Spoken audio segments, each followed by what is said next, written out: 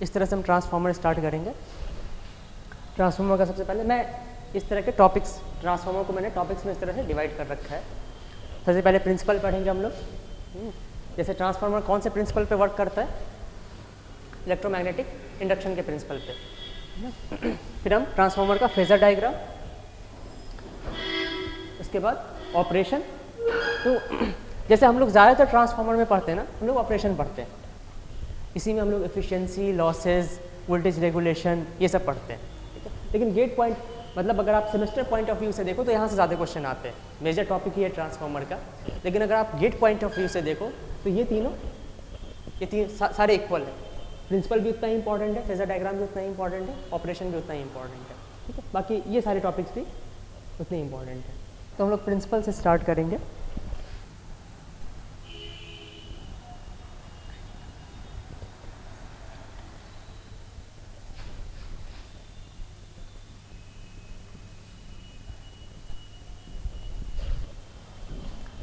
तो प्रिंसिपल पढ़ने के लिए हमारे को थोड़ा सा मैग्नेटिक सर्किट पढ़ना ज़रूरी है, ठीक है। हम लोग इलेक्ट्रिकल सर्किट बहुत अच्छे से जानते हैं। वोल्टेज सोर्स होता है, यहाँ पे वोल्टेज सोर्स, ये रेजिस्टेंस और ये करंट है ना। वोल्टेज, करंट और रेजिस्टेंस पे हम लोग रिलेशन अच्छे से समझते हैं। इसी तरह से मैग्नेटिक सर्किट में बहुत सारी क्वांटिटीज़ होती हैं, ठीक है।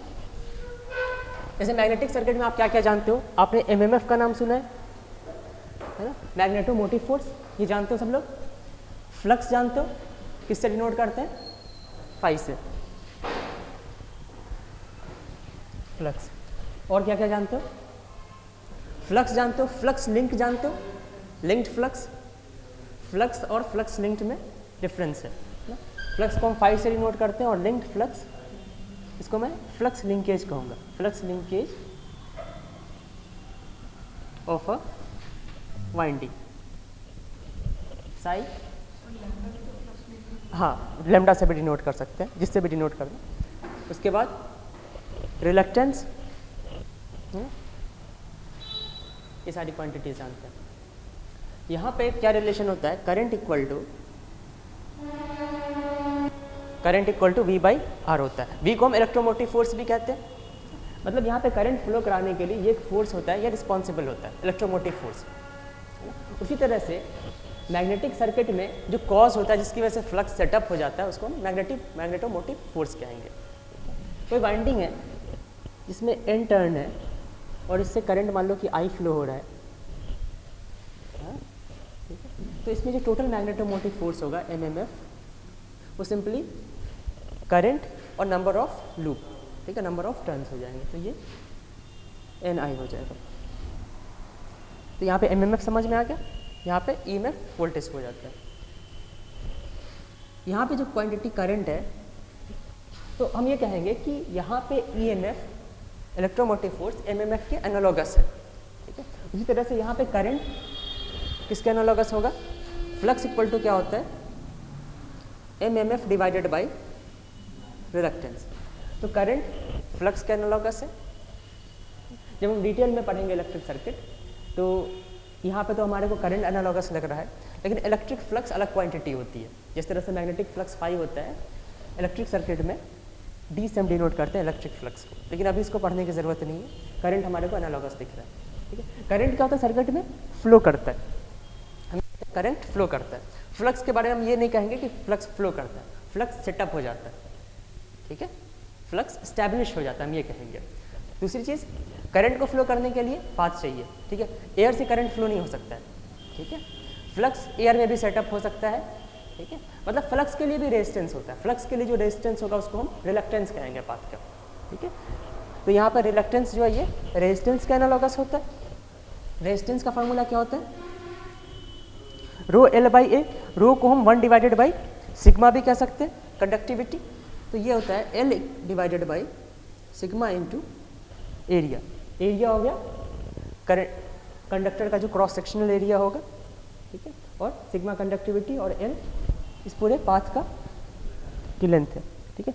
तो रेजिस्टेंस इन सारे सर्किट में होता है, ठीक है। ऐसा नहीं कि यहाँ पर हर जगह रेजिस्टेंस होगा, ठीक है। सारे रेजिस्टेंस को मिला के हम एक जगह दिखाते हैं, ये समझ में आ गया। तो उसी तरह से रिलक्टेंस इक्वल टू क्या होगा, L divided by mu into area, sigma यहाँ पे कंडक्टिविटी है, उसी तरह से म्यू यहाँ पे परमिएबिलिटी है। जिस तरह से इलेक्ट्रिक सर्किट में अलग अलग मटेरियल के अलग अलग रेजिस्टेंस होते हैं, अगर किसी मटेरियल का रेजिस्टेंस कम है तो किसी पर्टिकुलर ईएमएफ के लिए वहाँ पे करंट ज़्यादा होगा। उसी तरह से मैग्नेटिक सर्किट में भी अलग अलग मटेरियल की परमिएबिलिटी अलग अलग होती है, ठीक है। कंडक्टिविटी हाई है तो रेजिस्टेंस लो होगा, रेजिस्टेंस लो होगा तो करंट हाई होगा, है ना। मतलब ये कहेंगे कि रेजिस्टिविटी अगर कम है, कंडक्टिविटी हाई है तो करंट हाई हो जाएगा। उसी तरह से अगर परमिएबिलिटी हाई है तो क्या होगा, रिलक्टेंस कम होगा, रिलक्टेंस कम होगा तो किसी पर्टिकुलर एमएमएफ के लिए फ्लक्स ज़्यादा हो जाएगा, है ना। यहाँ पे मैंने rho equal to l by mu a लिखा है। लेंथ क्या होगा, जैसे यहाँ पे अगर मैं पूछूँ लेंथ कौन सा लोगे, तो इसके लिए सबसे पहले हमारे को फ्लक्स का पाथ डिफाइन करना पड़ेगा, फ्लक्स किस पाथ में सेटअप है। तो हम मान लेते हैं कि फ्लक्स इस यहाँ पे सेटअप है, तो ये टोटल पाथ का जो लेंथ हो जाएगा, अगर मैं यहाँ से यहाँ तक एवरेज लेंथ एल ले रहा हूँ तो यहाँ पे हमारे को टोटल एल कितना लेना पड़ेगा, 4L लेना पड़ेगा। अगर ये एल डैश है तो एल इक्वल टू हम यहाँ पे 4L डैश लेंगे। और एरिया क्या होगा, ये इसका जो क्रॉस सेक्शनल एरिया है वो हो जाए। दोनों के बीच में हमने एनालॉजी बता दी आपको, ठीक है। ये तो हम जानते हैं, तो इसको मैं हटा दे रहा हूँ और इसको थोड़ा और हम डिस्कस कर लेते हैं। इलेक्ट्रिक सर्किट में अगर रेजिस्टेंस कम होगा उसको हम गुड कंडक्टर कहेंगे ना। उसी तरह से ऐसा मैग्नेटिक सर्किट जिसमें जिसकी परमिएबिलिटी क्या हो, हाई हो, मतलब जिसमें ज़्यादा फ्लक्स सेटअप हो सकता है, उसको हम मैग्नेटिक मटेरियल कहेंगे। जैसे सॉफ्ट आयरन, उसकी परमिएबिलिटी क्या होती है, कम होती है, परमिएबिलिटी ज़्यादा होती है, तो उसका रिलक्टेंस क्या होगा, कम होगा, ठीक है। तो एयर की परमिएबिलिटी जो होती है, इसकी जो वैल्यू होती है mu not equal to 4 pi into 10 to power -7 होगा। और जो मैग्नेटिक मटेरियल होता है, जैसे soft iron material magnetic material होता है। ट्रांसफार्मर का जब डिज़ाइन किया जाता है तो वहाँ पे CRGO मटेरियल यूज़ किया जाता है। तो ये सब सारे मैग्नेटिक मटेरियल है, ठीक है। अगर मैग्नेटिक मटेरियल नहीं यूज़ करेंगे तो एक पर्टिकुलर एमएमएफ के लिए क्या होगा, फ्लक्स कम होगा, ठीक है। अगर फ्लक्स कम होगा तो फिर इंड्यूस्ड वोल्टेज कम हो जाएगा। ये सब हम ट्रांसफार्मर में आगे देखेंगे। तो जो मैग्नेटिक मटेरियल होता है उसकी जो परमिएबिलिटी होती है म्यू, वो approximately 2000 to 3000 into mu not होता है। एयर से 2000, या मैं ज़्यादा रेंज ले लूँ तो 1000 से लेकर के 5000 ले लूँगा, मतलब 1000 का मल्टीपल होता है, सम 1000 इंटू एयर की परमिएबिलिटी। ये चीज़ समझ में आ गई।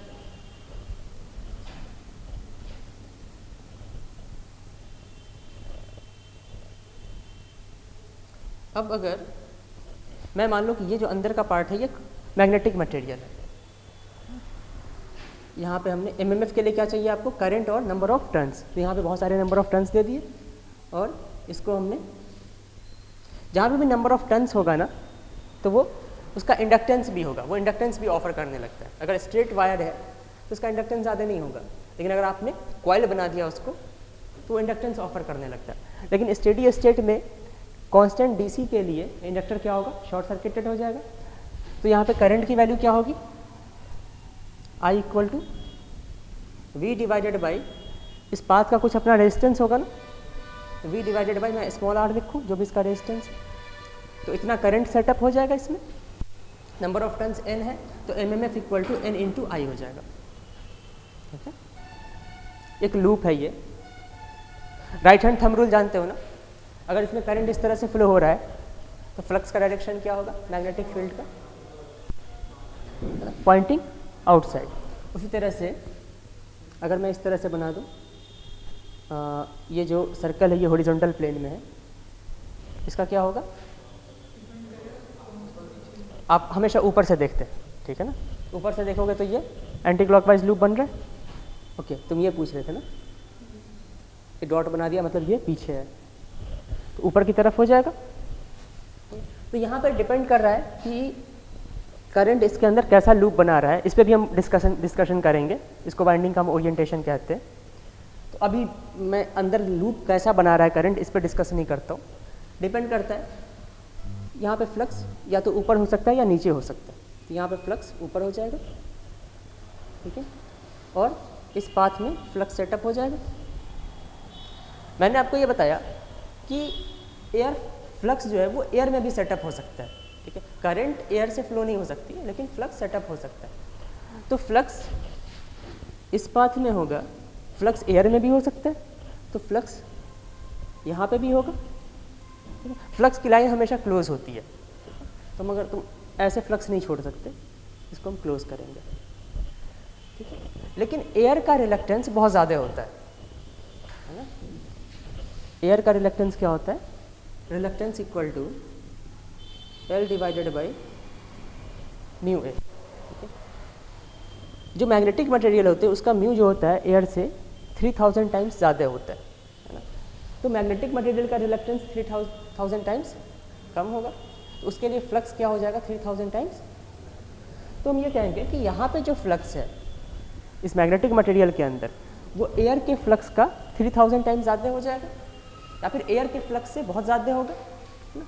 तो इस मैग्नेटिक मटेरियल में जो फ्लक्स सेटअप है उसके कंपैरिजन में हम एयर का फ्लक्स नेगलेक्ट कर सकते हैं, ठीक है। और अगर नेगलेक्ट नहीं कर रहे हैं, अगर आप एक्यूरेट एनालिसिस कर रहे हो, तो यहाँ पे कुछ फ्लक्स ले लेंगे, इसको हम क्या कहेंगे? लीकेज फ्लक्स, ठीक है। ट्रांसफार्मर में लीकेज फ्लक्स जानते हैं, तो एयर में जो फ्लक्स हो जाता है उसको हम लीकेज फ्लक्स कहेंगे, लीकेज फ्लक्स है। और इस मैग्नेटिक मटेरियल में जो फ्लक्स है इसको हम यूजफुल फ्लक्स कहेंगे। तो ये सब हम ट्रांसफार्मर पढ़ने के लिए पढ़ रहे हैं। ट्रांसफार्मर में मूव करने से पहले हम थोड़ा इंडक्टेंस पढ़ लेते हैं। इसका क्रॉस सेक्शन में, या फिर मैं इसको ऐसे बना देता हूँ।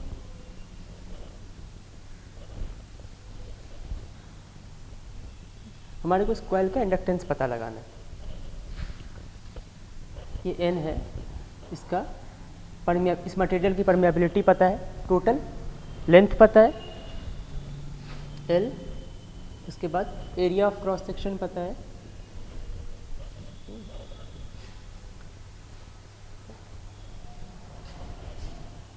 तो सबसे पहले मैं आपको यहाँ पे अगर आप करंट फ्लो हो रहा है तो MMF कितना हो जाएगा? मान लो I करंट फ्लो हो रहा है, तो MMF equal to N into I हो जाएगा। फ्लक्स इक्वल टू क्या होगा?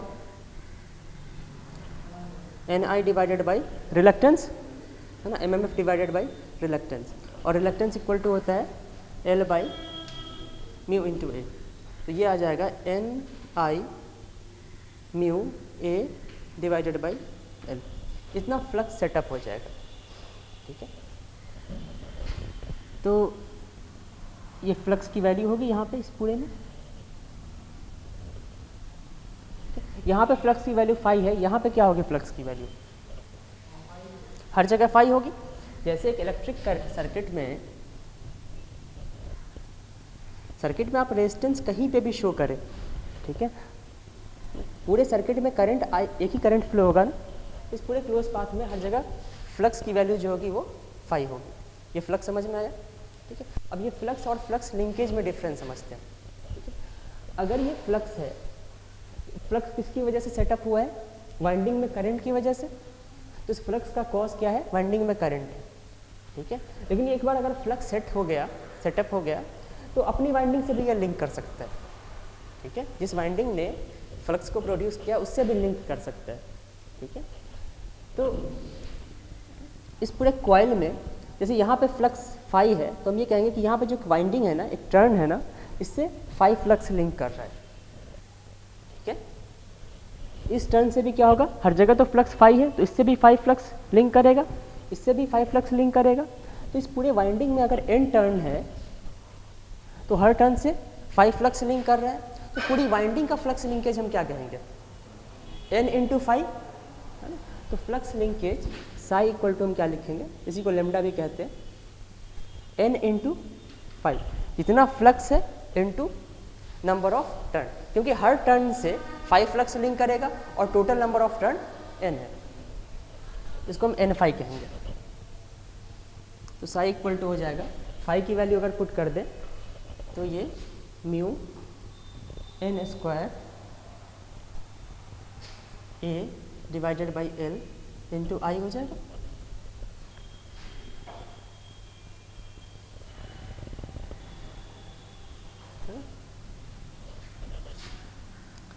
ये क्वांटिटी जो है, तो total flux link to this winding क्या आ रहा है, this is directly proportional to current in the winding, है ना। बाकी पैरामीटर तो कांस्टेंट है। अगर आप इसका एमएमएफ चेंज करें यहाँ से करंट को वेरी करा करके, तो जो flux link to this winding होगा वो that is directly proportional to current, है ना। तो ये क्वांटिटी कांस्टेंट है, इसी को हम इंडक्टेंस से डिफाइन करते हैं, हम साई इक्वल टू, इस कांस्टेंट को हम इंडक्टेंस एल से डिफाइन कर देते हैं, psi equal to L I होता है, phi equal to L I नहीं होता। Total flux link to a winding is directly proportional to current, तो प्रोपोर्शनलिटी का जो कांस्टेंट आता है उसी को हम इंडक्टेंस कहते हैं। तो हम एल इक्वल टू लिखेंगे mu N square A divided by L.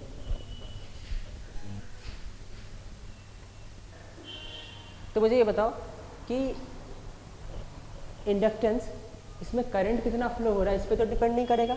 Inductance की वैल्यू क्या आ रही है, mu N square A by L. ये इंडक्टेंस किसका है, वाइंडिंग का है या इस कोड का है या इस बैटरी का है, किसका इंडक्टेंस, वाइंडिंग का है, ठीक है। वाइंडिंग का कहोगे मतलब इस एल की वैल्यू देखो किस पर डिपेंड कर रही है, म्यू किसका पैरामीटर है, वाइंडिंग का पैरामीटर है या कोड का पैरामीटर है। कोड का पैरामीटर है तो वाइंडिंग का तो इंडक्टेंस नहीं कहेंगे हम। अगर वाइंडिंग का होता तो कोड से कोई मतलब नहीं होता। अगर मैं यहाँ पे दूसरा कोड ले लूँ जिसकी परमेबिलिटी अलग है तो इंडक्टेंस चेंज हो जाएगा ना।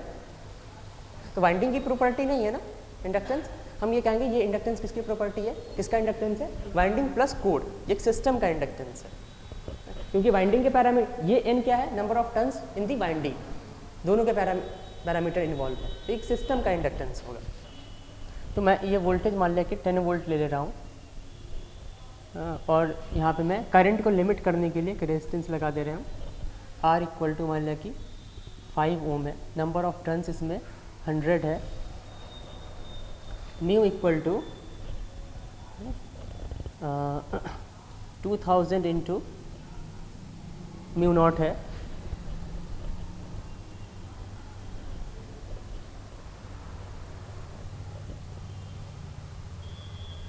तो इस सिस्टम का और area of cross section, area of cross section मान लो 100 सेंटीमीटर स्क्वायर है, और टोटल लेंथ जो है हम यहाँ पे क्या कहेंगे, टोटल लेंथ नहीं मीन लेंथ कहेंगे।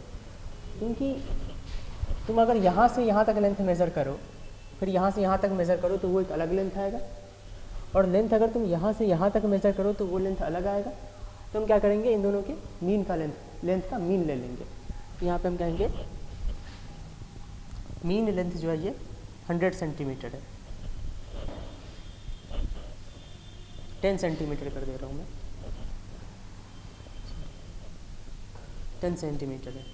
तो इसका इंडक्टेंस पता चल जाएगा, सीधा फार्मूला पे पुट करना है। फ्लक्स कितना हो जाएगा,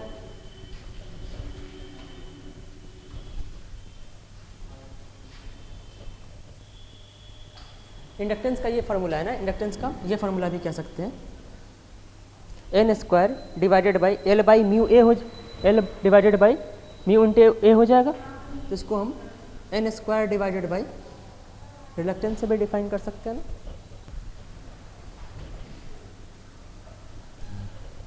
ठीक है, तो यहाँ पे तुम रिलक्टेंस कैलकुलेट कर लो, नंबर ऑफ टर्न्स कैलकुलेट कर दो, ये आ जाएगा। पहले रिलक्टेंस की वैल्यू बताओ, रिलक्टेंस कितना आ जाएगा,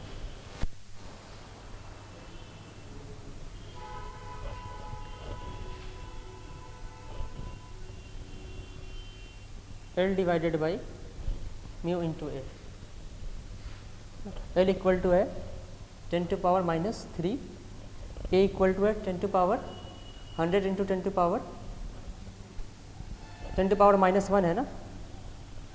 एल इक्वल टू 10 सेंटीमीटर है तो 10 टू पावर -1 मीटर, ये 10 to power -4 metre square, 100 into 10 to power -4 metre square, और म्यू इक्वल टू कितना है 2000 इंटू म्यू नॉट। इसको भी म्यू नॉट ही रहने देते हैं। ये कितना आ जाएगा,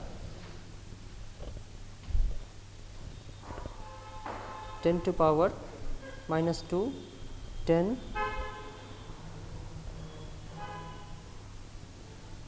ये 1/200 म्यू नॉट आ जाएगा रिलक्टेंस। रिलक्टेंस आ गया, उसके बाद आप क्या करेंगे, n स्क्वायर से इसको डिवाइड कर देंगे। तो जो भी वैल्यू आ जाए वो इम्पॉर्टेंट नहीं है। अब मैं इस क्वेश्चन को थोड़ा मॉडिफाई कर रहा हूँ, ठीक है। यहाँ पे मैंने इसको कट करके 1 सेंटीमीटर का अब यहाँ पे एयर गैप आ गया, ठीक है। तो अब टोटल लेंथ क्या हो जाएगा, टोटल पहले मान लिया कि 10 सेंटीमीटर था, इसको मैं 1 सेंटीमीटर, तो टोटल 9 सेंटीमीटर हो जाएगा, है ना। ओके, या फिर मैं 0.1 सेंटीमीटर का ले रहा हूँ, तो टोटल लेंथ अब क्या होगा 9 तो लेंथ में जो कोड का लेंथ है उसमें कितना चेंज किया, 1% का चेंज किया ना। तो कोड का जो रिलक्टेंस होगा इसमें ज़्यादा वेरिएशन नहीं आएगा। अच्छा, अब अगर हम रिलक्टेंस की बात करें तो कोड तो अलग मटेरियल है, उसका रिलक्टेंस अलग होगा, कोड का मटेरियल अलग है, कोड का लेंथ भी अलग है। एयर गैप का लेंथ कितना है 0.1 सेंटीमीटर, और एयर गैप एक अलग मटेरियल है ना, इसकी परमिएबिलिटी अलग है। सेम क्या है दोनों में, area of cross section same है ना। तो अगर मैं पूछूं कि इतना एयर है, इसका रिलक्टेंस क्या होगा, म्यू नॉट के टर्म में बताना है, ये 1/200 म्यू नॉट है, एयर का रिलक्टेंस क्या होगा। मैं इसको RC से डिनोट कर रहा हूँ, और रिलक्टेंस ऑफ एयर मैं इसको A से डिनोट कर रहा हूँ। L = 0.1 सेंटीमीटर है, 10⁻⁻² हो जाएगा।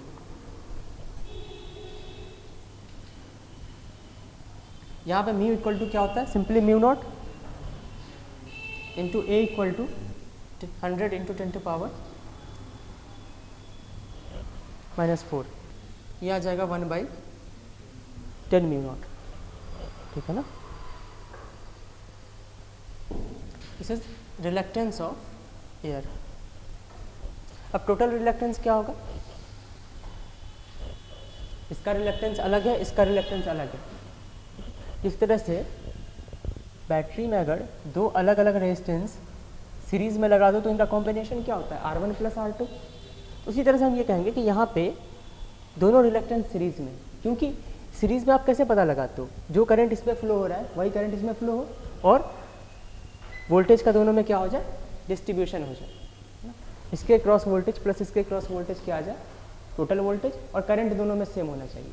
तो करंट यहाँ पे फ्लक्स के एनालॉगस हो रहा है, फ्लक्स दोनों में सेम ही सेटअप होगा, ठीक है। और एमएमएफ का क्या हो जाएगा, डिस्ट्रीब्यूशन होगा। एयर में जो एमएमएफ होगा वो क्या होगा, फाई = एमएमएफ बाई रिलक्टेंस होता है ना। तो फाई तो दोनों में सेम ही है, तो एमएमएफ जो होगा कोड का एमएमएफ क्या हो जाएगा, flux into reluctance of code. और एयर में जो एमएमएफ आएगा, ये फ्लक्स तो सेम है और रिलक्टेंस ऑफ एयर, तो एमएमएफ का डिस्ट्रीब्यूशन हो रहा है, फ्लक्स सेम है, तो दोनों रिलक्टेंस क्या होंगे, सीरीज में होंगे। तो अब टोटल रिलक्टेंस क्या होगा पाथ का, RC + RA। अब RC और RA में कौन ज़्यादा है, कितना टाइम ज़्यादा है कौन ज़्यादा है, एयर का रिलक्टेंस ज़्यादा है। अच्छा, रिलक्टेंस की अगर हम बात करें तो रिलक्टेंस का फार्मूला हम इस तरह से लिखते हैं, L / μ। तो अगर हम एरिया की बात करें तो एयर के लिए जितना क्रॉस सेक्शनल एरिया है उतना ही मैग्नेटिक मटेरियल के लिए, कोड के लिए उतना ही एरिया है। तो एरिया को हटा दो, हमें कंपैरिजन करना है। एयर का लेंथ कितना है 0.1 सेंटीमीटर, और टोटल लेंथ, मतलब एयर का जो लेंथ है वो कोड के लेंथ का सिर्फ 1% है ना, ठीक है।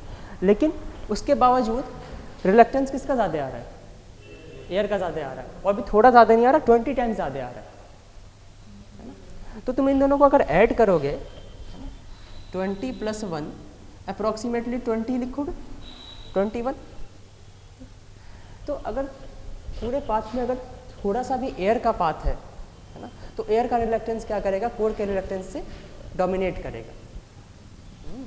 तो टोटल रिलक्टेंस कैलकुलेशन में हम क्या करेंगे, सिर्फ एयर का रिलक्टेंस को ही यूज़ करेंगे। कोर का रिलक्टेंस क्या होता है, बहुत कम हो जाता है। मेरी बात समझ में आई? तो ज़्यादातर गेडी क्वेश्चन में आपको स्पेसिफाई किया रहेगा कि consider reluctance of air is very high. तो आप क्या करेंगे, सिर्फ एयर गैप का रिलक्टेंस ले लेंगे। आप ये एज्यूम करके चलेंगे कि कोर का रिलक्टेंस क्या है, बहुत कम है, निग्लेजेबल है। जबकि लेंथ, रिलक्टेंस लेंथ के डायरेक्टली प्रोपोर्शनल होता है। लेंथ इसका बहुत कम है, ज़्यादातर लेंथ कोर का है, तो कोर का ज़्यादा होना चाहिए। लेकिन म्यू की अगर तुम बात करो तो एयर के लिए म्यू क्या है, बहुत कम है। एयर के लिए लेंथ जो है ये कितना परसेंट कम है, 100 टाइम्स कम है कोर से। लेकिन एयर का म्यू कितना कम है, ये 2000 टाइम्स कम है ना। तो ये 100 से 100 कैंसिल होगा और ये डाउन है, तो ये ऊपर जा करके 20 टाइम्स ज़्यादा आ जाएगा रिलक्टेंस। अब यहाँ पे समझ में आ गया कि एयर का रिलक्टेंस बहुत ज़्यादा होता है तो एयर में फ्लक्स कम जाएगा। यहाँ पे मैंने डीसी लगा रखा है ना। ट्रांसफार्मर में डीसी नहीं लगाते हैं, है ना, यहाँ पे हम एसी लगाते हैं। अच्छा, वाइंडिंग है तो वाइंडिंग का इंडक्टेंस हम इस फार्मूला से कैलकुलेट कर सकते हैं। ठीक है, यहाँ पे हम करंट को, अगर इसका रेजिस्टेंस आर है तो करंट को हम V/R से डिनोट करेंगे, है ना। स्टेडी स्टेट में इंडक्टर तो शॉर्ट सर्किट हो जाएगा डीसी सोर्स के लिए।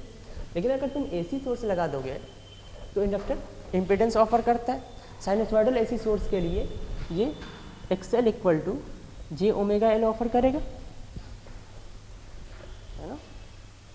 ठीक है, तो करंट की कैलकुलेशन R और jωL दोनों को लेकर के करना पड़ेगा।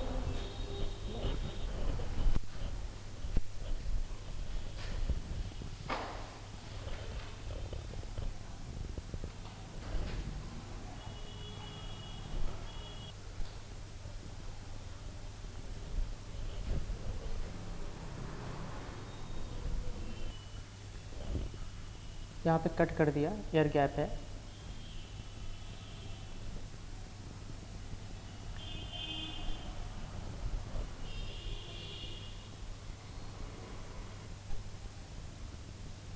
यहाँ पे एक एयर गैप लेंथ है 0.2 mm का, बहुत छोटा एयर गैप लेंथ है।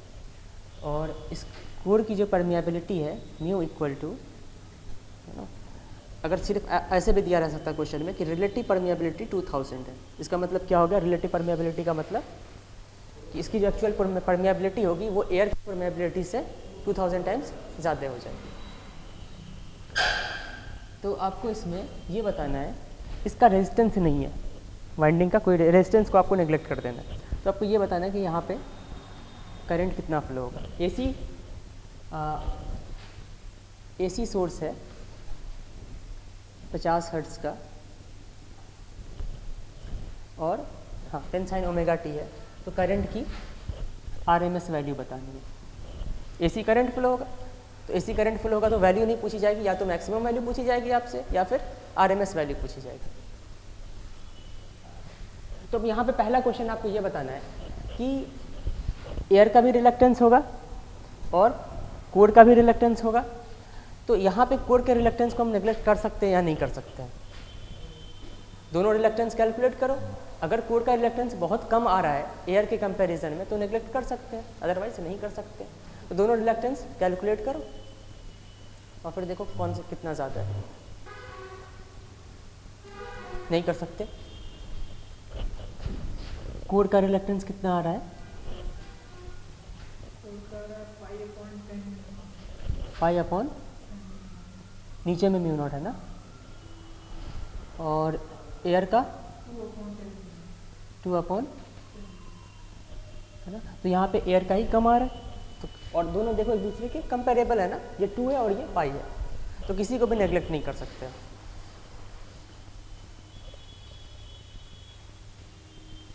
तो पाथ का टोटल रिलक्टेंस क्या हो जाएगा, दोनों सीरीज में है। मैं इसको R से डिनोट कर रहा हूँ, इसको रो से इस तरह से डिनोट करेंगे। क्या कहते हैं इसको, रो नहीं कहते ना, इसको बोलते क्या है, चलो तो फिर लिख के ही करेंगे प्लस ये आ जाएगा 2 + pi divided by 10 mu not, है ना। 5.14 divided by 10 mu naught, 0.514 mu naught. Total reluctance आ गया। अच्छा नीचे ही होगा।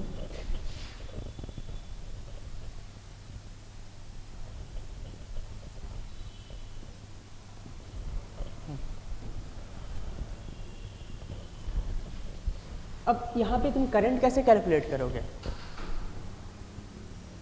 Current equal to voltage divided by resistance तो नहीं है, तो क्या होगा, है ना, इम्पीडेंस पता लगाओगे, है ना। ये इंडक्टर है तो इंडक्टर साइनसॉइडल सिग्नल के लिए इम्पीडेंस ऑफर करेगा ना, रिएक्टेंस ऑफर करेगा। तो इसका हम XL क्या लिखेंगे, omega into L. Omega frequency 50 hertz है तो ओमेगा 314 रेडियन पर सेकेंड। और इंडक्टेंस हम यहाँ से कैलकुलेट कर सकते हैं। इंडक्टेंस इक्वल टू अभी मैंने क्या बताया था, n² divided by total reluctance. तो n की वैल्यू 100 है तो 100 into 100 divided by total reluctance है 0.514 डिवाइडेड बाई, ये वैल्यू मैं तुम्हारे रजत के अकॉर्डिंग ले रहा हूँ, कैलकुलेशन मैंने की नहीं तो गलती भी हो सकती है, मतलब मुझे पता नहीं।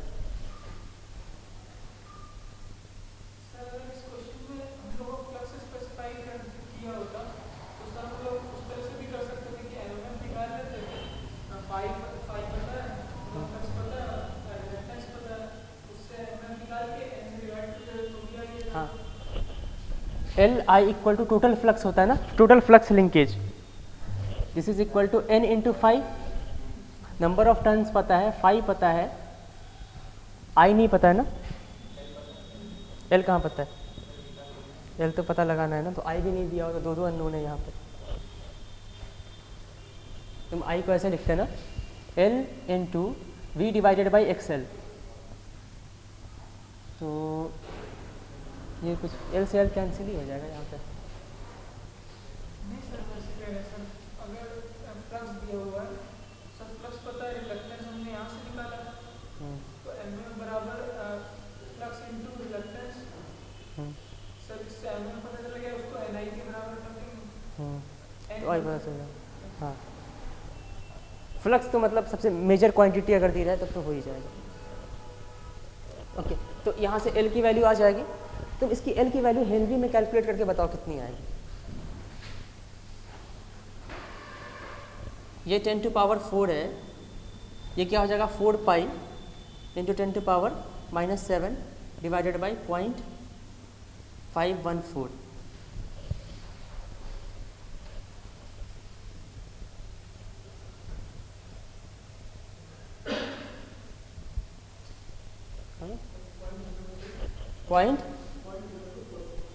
.44 हेनरी, है ना। इसको हम लिखेंगे, दिस इज 24 मिली हेनरी।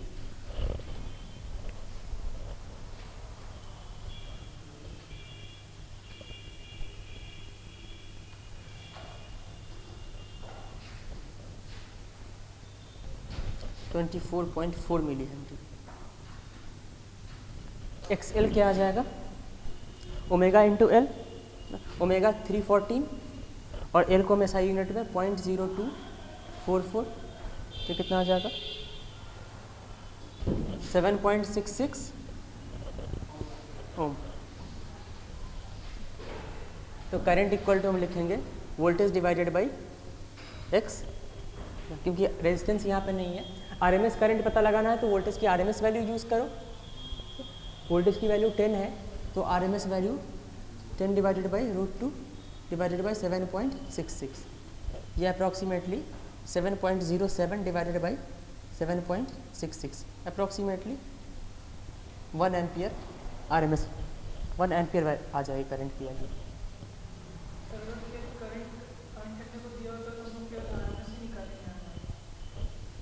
हाँ, करंट क्लियर है तो आरएमएस निकालें। देखो गेट के क्वेश्चन ऐसे बेवकूफ़ी वाले नहीं आएंगे, तुम ईएस में इस तरह के एक्सपेक्ट कर सकते हो। गेट आपको स्पेसिफाई करके देगा कि आरएमएस पता लगाना है या फिर मैक्सिमम पता लगाना है।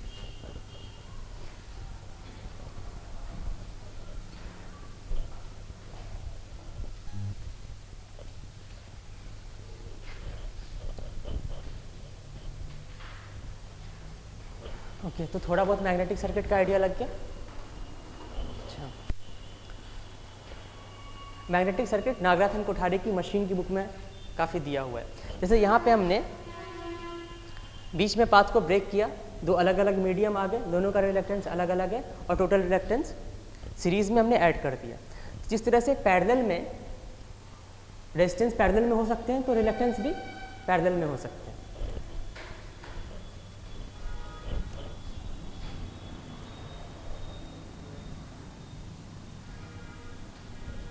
अगर मैं एक ऐसा पाथ बना दूं,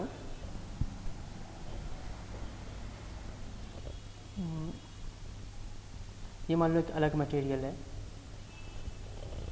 और यहाँ पे हमने टर्न सेट कर दी। मैं बस इसको सॉल्व नहीं करूँगा, मैं बस दिखा रहा हूँ कि पैरेलल में कैसे हो सकते हैं पाथ। इस पे गेट में अभी तक क्वेश्चन नहीं आया है। तो यहाँ से ये एमएमएफ का सोर्स हो गया, एनआई यहाँ से एमएमएफ होगा। अब तुम यहाँ पे देखो फ्लक्स कौन कौन सा पाथ ले सकता है। यहाँ से फ्लक्स जाएगा, ठीक है, फ्लक्स यहाँ से भी आ सकता है और फ्लक्स यहाँ से भी जा सकता है। यहाँ से लेकर के ये एक रिलक्टेंस आएगा, ठीक है, और कुछ फ्लक्स यहाँ से भी जाएंगे। यहाँ पे इन दोनों फ्लक्स का क्या हो जाएगा, एडिशन। तो यहाँ पे फ्लक्स अलग है, यहाँ से मान लो फाई जा रहा है, यहाँ पे फाई 1 और मान लो यहाँ पे फाई 2। मैं डायरेक्शन दिखा रहा हूँ, फ्लक्स डायरेक्शन मुझे नहीं दिखाना चाहिए, फ्लक्स फ्लो नहीं करता है, बस सेटअप हो जाता है, एस्टेब्लिश हो जाता है फ्लक्स। यहाँ पे फाई 2 है, फिर ये फाई 1 और फाई 2 क्या हो जाएगा, यहाँ पे टोटल फ्लक्स फाई हो जाएगा। तो हम इस पाथ को और इस पाथ को सीरीज में नहीं कह सकते ना, क्योंकि दोनों में एस्टेब्लिश्ड फ्लक्स अलग अलग है। तुम क्या करोगे, लेकिन इस पाथ और इस पाथ के अलॉन्ग एमएमएफ सेम है, यहाँ पे फ्लक्स का क्या हो रहा है, डिस्ट्रीब्यूशन हो रहा है। तो इसका अगर हम सर्किट बनाएंगे, रिलक्टेंस सर्किट, तो इस तरह से हो जाएगा।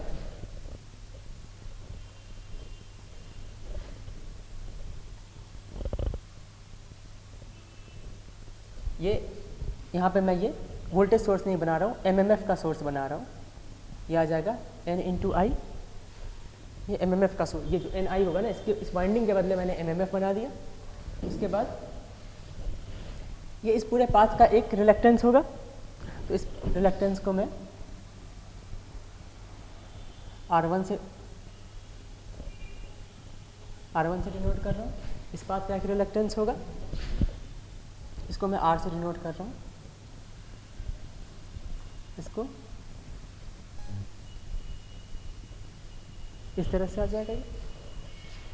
अब जैसे R2 पता लगाना है, तो R2 के लिए लेंथ कितना हो, इतना लेंथ हो जाएगा ना, इसका अपना अलग मटेरियल होगा। R1 के लिए लेंथ हम सिर्फ इतना लेंगे और फिर R के लिए यहाँ से लेकर के यहाँ तक की लेंथ ले लेंगे। इलेक्ट्रिक टाइप का सर्किट बना करके फिर टोटल रिलक्टेंस पता लगाओ। टोटल रिलक्टेंस पता लग जाएगा तो फिर टोटल यहाँ से जो flux from the MMF source होगा वो MMF divided by total reluctance, यहाँ से फ्लक्स पता चल जाएगा। मतलब फिर यहाँ पे क्या हो जाएगा, जैसे इलेक्ट्रिक सर्किट में यहाँ पे करंट डिवीजन होता है ना, तो उसी तरह से यहाँ पे फ्लक्स डिवीजन के रूल से आप उसी फार्मूला से फ्लक्स पता लगा सकते हो कि कहाँ पे कितना फ्लक्स सेटअप होगा। तो इस तरह के क्वेश्चन नागराथन कोठारी में दिए हुए हैं, तो वहाँ से देख लेना आप।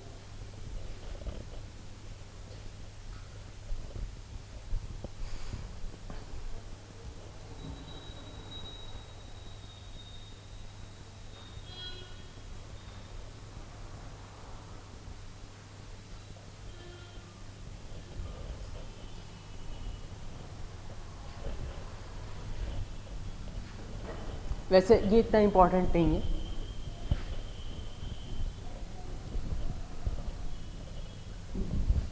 इससे पहले जो क्वेश्चन दिया था मैंने रिंग बना करके, वो गेट में आया हुआ क्वेश्चन है, जिसमें करंट फाइंड आउट करना था।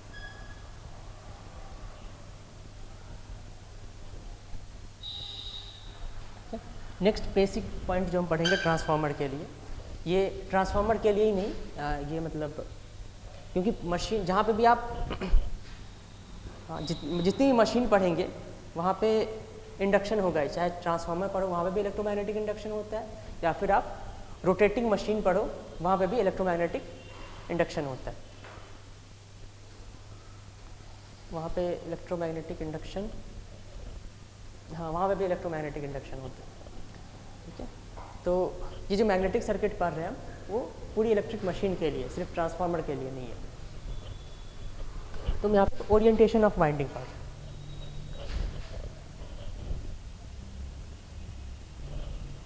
आपको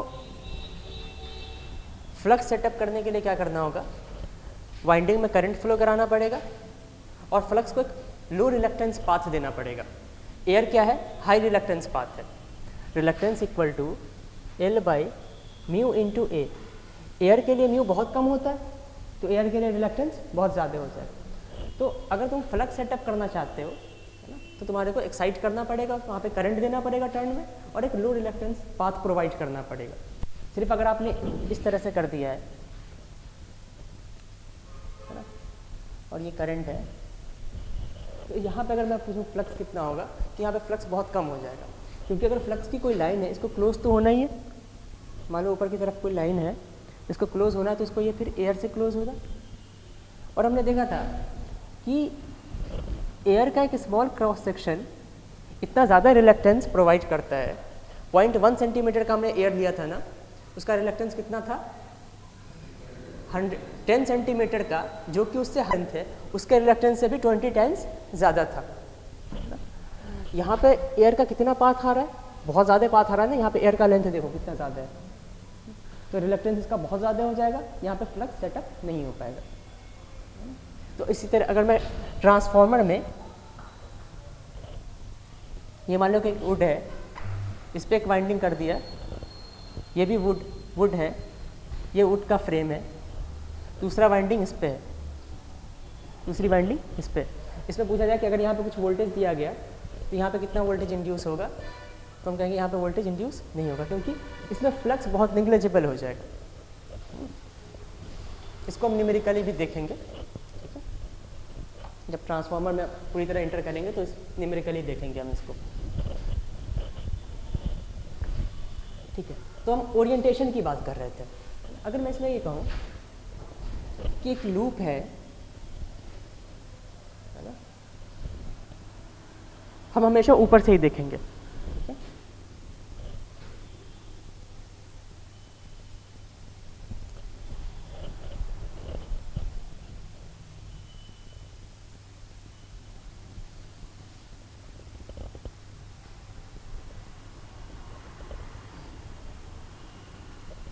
इसमें करंट इस तरह से फ्लो हो रहा है, ये पीछे वाला पार्ट है, तो फ्लक्स का डायरेक्शन क्या होगा, ऊपर।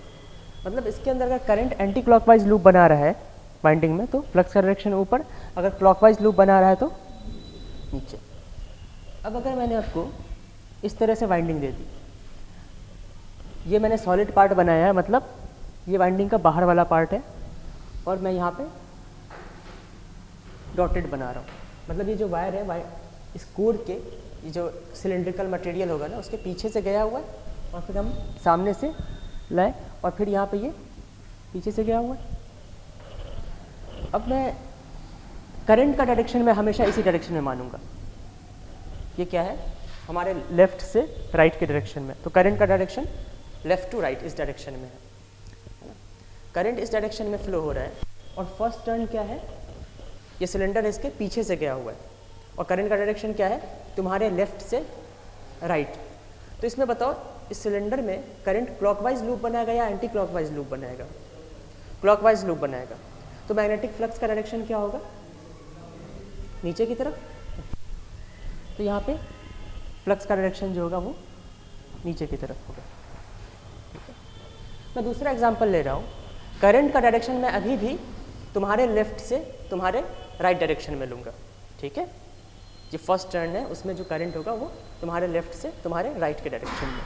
लेकिन मैं अब थोड़ा इसमें चेंज कर रहा हूँ, तुम देखना क्या चेंज है।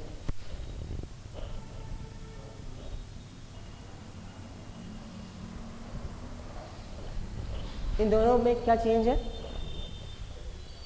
करंट का डायरेक्शन मैंने वही लिया है, लेकिन अब फर्स्ट टर्न जो है वो तुम्हारे सामने से, तुम्हारे पीछे से नहीं है ना, तुम्हें दिख रहा है फर्स्ट टर्न। अब करंट का डायरेक्शन मैंने वही ले रखा है, तो अब इसमें मुझे ये बताओ करंट कैसा लूप बनाएगा, एंटी क्लॉकवाइज लूप बनाएगा। तो अब मैग्नेटिक फील्ड का डायरेक्शन क्या होगा, ऊपर की तरफ। अब तुम इन दोनों में कंपेयर करो, करंट का डायरेक्शन तो हमने वही लिया था, लेकिन दोनों में फ्लक्स का डायरेक्शन अलग अलग है ना?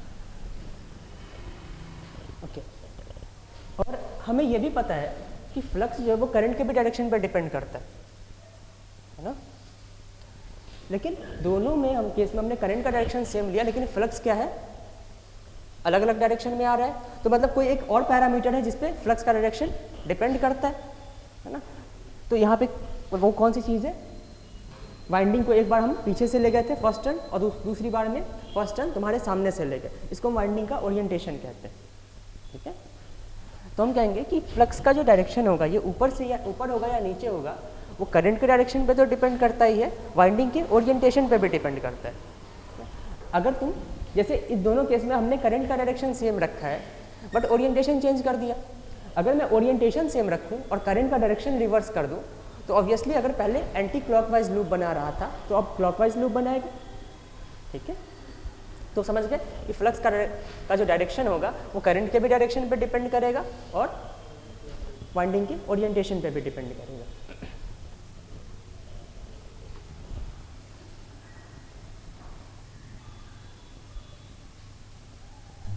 नीचे देखने की ज़रूरत नहीं, फर्स्ट टर्न कहाँ से जा रहा है, तुम्हारे सामने से, और डायरेक्शन ये है, तो फ्लक्स का डायरेक्शन क्या होगा, ऊपर की तरफ है। तो हम कहेंगे फ्लक्स जो है वो इस तरह से सेटअप हो जाएगा, है ना?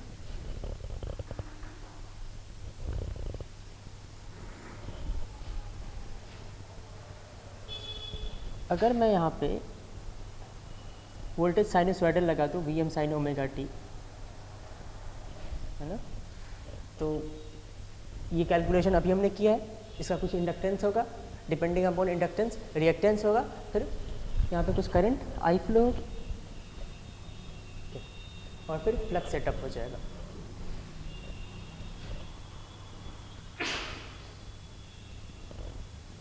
और हमने ये भी देखा है कि फ्लक्स सेटअप हो जाएगा और ये फ्लक्स इसी की वाइंडिंग से लिंक भी करेगा, है ना। टोटल फ्लक्स लिंक हम क्या कहेंगे, N/5। जिस वाइंडिंग ने इसको प्रोड्यूस किया है उसी वाइंडिंग से लिंक भी करेगा।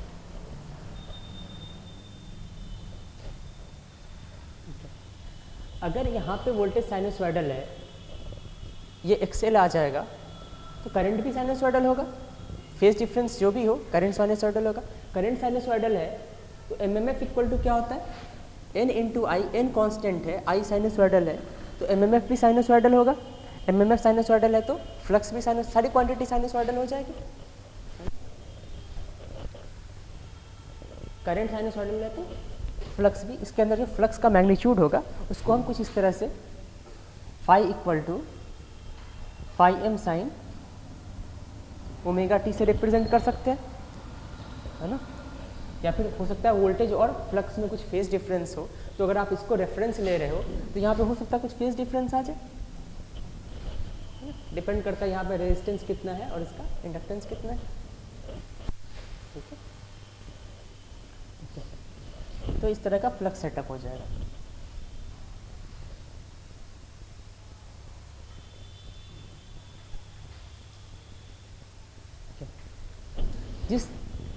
अब इस डायरेक्शन में करंट इंक्रीज भी हो सकता है, डिक्रीज भी हो सकता है। साइनसॉइडल है करंट तो करंट का डायरेक्शन इधर भी हो सकता है ना। तो AC सर्किट में तो करंट किसी भी डायरेक्शन में होता है, फिर भी स्टडी के लिए हम एक रेफरेंस लेते हैं ना, तो करंट का मैंने ये रेफरेंस ले रखा है। मैं ये नहीं कह रहा हूँ कि सिर्फ इस डायरेक्शन में करंट फ्लो होगी, करंट का हमने रेफरेंस ले रखा है। तो जिस टाइम पे करंट रेफरेंस के डायरेक्शन में इंक्रीज हो रही होगी, है ना, उस टाइम पे यहाँ पे फ्लक्स इंक्रीज हो रहा होगा, फ्लक्स का अमाउंट। तो अभी तक हम इसमें दूसरी वाइंडिंग नहीं लगाए थे, है ना। अब हम यहाँ पे दूसरी वाइंडिंग कनेक्ट कर रहे हैं, ठीक है, वोल्टेज इंड्यूस करने के। यहाँ पे भी मैं फर्स्ट टर्न आपको सामने से दिख रहा है,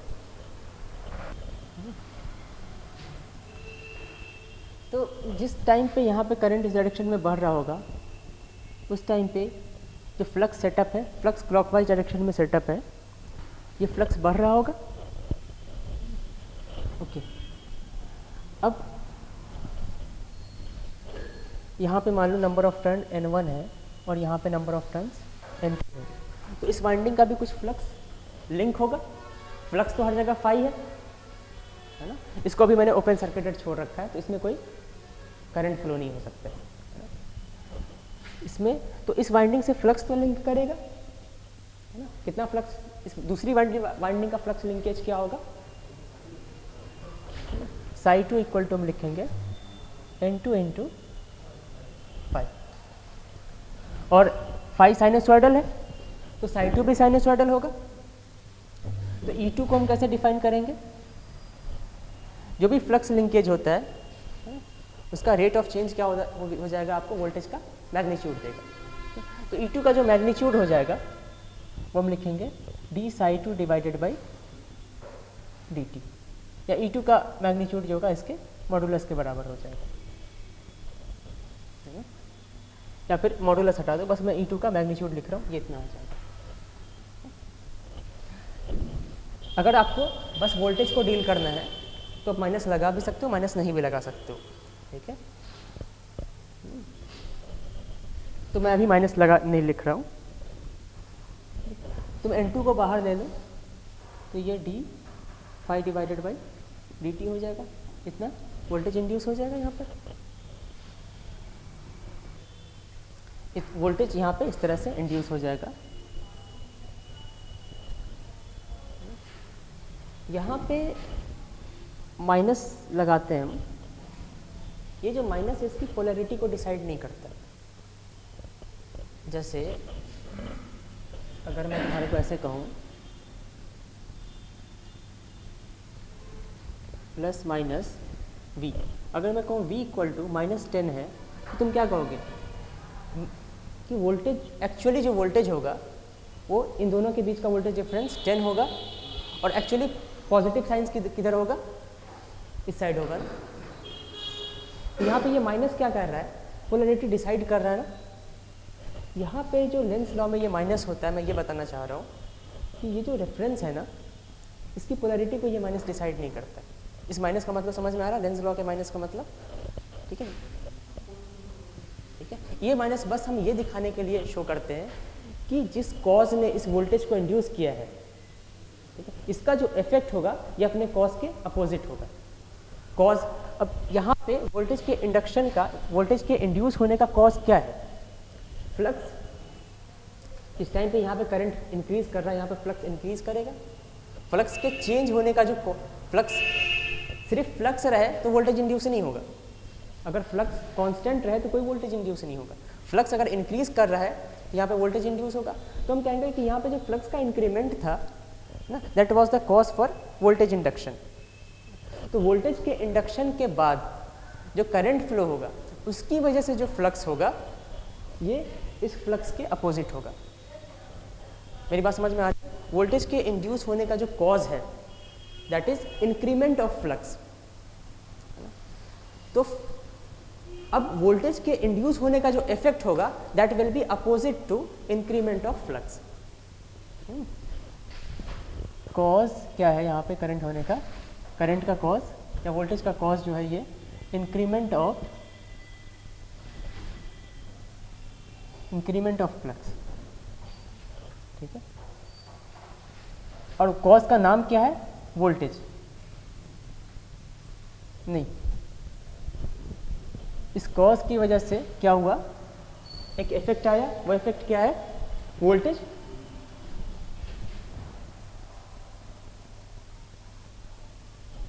इस इंक्रीमेंट का जो इफेक्ट हुआ ये वोल्टेज आ गया। अब वोल्टेज की वजह से क्या होगा, अगर तुम इसको कंप्लीट कर दो, मैं यहाँ पे एक रेजिस्टेंस लगा दे रहा हूँ, तो अब वोल्टेज की वजह से करंट आ जाएगा। तो हम ये भी कह सकते हैं कि कॉज इंक्रीमेंट ऑफ फ्लक्स की वजह से करंट फ्लो हुआ। अब करंट की वजह से क्या होगा, इस वाइंडिंग का अपना एमएमएफ, इस वाइंडिंग का अपना एमएमएफ की वजह से, इसकी वाइंडिंग की वजह से एक फ्लक्स। तो करंट की वजह से हम क्या कहेंगे, एक फ्लक्स, ठीक है। तो ये भी फ्लक्स है और ये भी एक फ्लक्स है ना। तो ये जो फ्लक्स होगा ये चाहेगा कि इस इंक्रीमेंट के फ्लक्स को कम करते हैं, ठीक है। तो इस फ्लक्स का जो डायरेक्शन होगा वो इस फ्लक्स के डायरेक्शन के अपोजिट होगा। मेरी बात समझ में आई, ये लेंस लॉ है।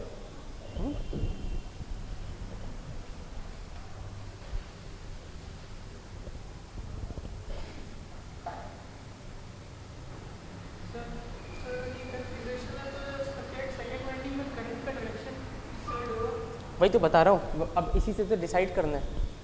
मैंने एक बार ये बता दिया था ना कि फ्लक्स का डायरेक्शन नहीं होता है, फ्लक्स लाइन का डायरेक्शन होता है। ठीक है, हम कहेंगे फ्लक्स क्लॉकवाइज डायरेक्शन में सेटअप है, एंटी क्लॉकवाइज डायरेक्शन में सेटअप है। जैसे ये फ्लक्स, अगर करंट यहाँ पे इंक्रीज हो रहा है इस डायरेक्शन में, तो फ्लक्स इस डायरेक्शन में इंक्रीज होगा, क्योंकि मैंने यहाँ पे ओरिएंटेशन डिफाइन कर रखा है। अब आपको ये बताना है कि जिस टाइम पे फ्लक्स इस डायरेक्शन में इंक्रीज हो रहा है, उस डायरेक्शन में वाइंडिंग का ओरिएंटेशन मैंने बता रखा है, यहाँ पे करंट का डायरेक्शन क्या होगा। फ्लक्स क्या हो रहा है, क्लॉकवाइज डायरेक्शन में इंक्रीज कर रहा है ना, तो इसका जो फ्लक्स होना चाहिए वो एंटी क्लॉकवाइज डायरेक्शन में होना चाहिए, मतलब इसका फ्लक्स ऊपर की तरफ होना चाहिए सेकेंड वाइंडिंग का। ठीक है, अब सेकेंड वाइंडिंग का फ्लक्स ऊपर की तरफ कब होगा, जब वाइंडिंग के में करंट एंटी क्लॉकवाइज डायरेक्शन में सेटअप हो जाए। एंटी क्लॉकवाइज डायरेक्शन में सेटअप करने के लिए करंट का डायरेक्शन क्या होना चाहिए, पहला टर्न जो वो बाहर से आ रहा है ना, ठीक है, तो करंट का डायरेक्शन क्या होना चाहिए बताओ, तुम अपने लेफ्ट से राइट या राइट से लेफ्ट, पहला टर्न तुम्हें दिख रहा है ना, और करंट का लूप क्या होना चाहिए एंटी क्लॉकवाइज, तो बताओ करंट क्या होगा, बाहर की तरफ जाएगा है ना, तभी तो एंटी क्लॉकवाइज लूप बनेगा। तो यहाँ पे करंट का हमने, तो करंट का डायरेक्शन हम क्या कहेंगे कि सेकेंडरी वाइंडिंग में करंट का डायरेक्शन किस लॉ के अकॉर्डिंग हम डिसाइड करेंगे, वो हम लेंस लॉ के अकॉर्डिंग डिसाइड करेंगे। ये इंटरव्यू में पूछ सकते हैं।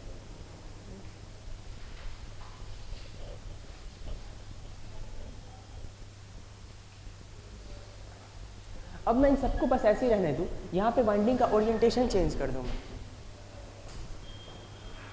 ओरिएंटेशन चेंज किया तो सब कुछ अपोजिट हो जाएगा। अगर मैं वाइंडिंग का ओरिएंटेशन चेंज कर दूं, बाकी सारी चीज़ें सेम है, तो अभी भी इसको फ्लक्स को क्या होना पड़ेगा, ऊपर ही होना पड़ेगा ना, फ्लक्स इस डायरेक्शन में इंक्रीज कर रहा है, ओरिएंटेशन से इसको कोई मतलब नहीं है। अगर यहाँ पे करंट इंड्यूस हो रहा है तो पहले वाले फ्लक्स का अपोज ही करेगा, तो फ्लक्स अभी भी ऊपर ही चाहिए, वाइंडिंग का ओरिएंटेशन अब पीछे से आ गया, फ्लक्स को ऊपर होना है, तो फ्लक्स को ऊपर होने के लिए करंट का लूप क्या होना चाहिए एंटी क्लॉकवाइज। अब फर्स्ट टर्न जो है वो अंदर से आ रहा है, तो एंटी क्लॉकवाइज लूप बनाने के लिए तुम क्या करोगे, करंट का डायरेक्शन बाहर से इधर, तभी तो एंटी क्लॉकवाइज लूप बनेगा, तो करंट का डायरेक्शन फिर चेंज हो जाएगा। तो मैं इसको दूसरे डायग्राम में बना दे रहा हूँ।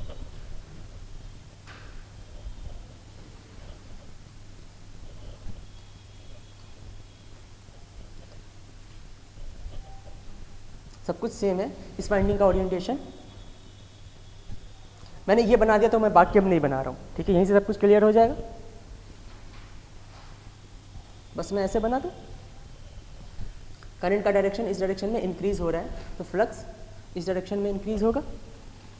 तो यहाँ पे जो, अब मैंने यहाँ पे वाइंडिंग का ओरिएंटेशन आपको इस तरह से दे रहा हूँ।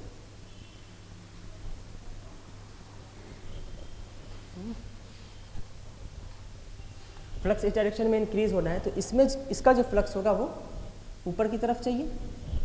फ्लक्स ऊपर के लिए एंटी क्लॉकवाइज लूप होना चाहिए, करंट का लूप वाइंडिंग में एंटी क्लॉकवाइज होना चाहिए।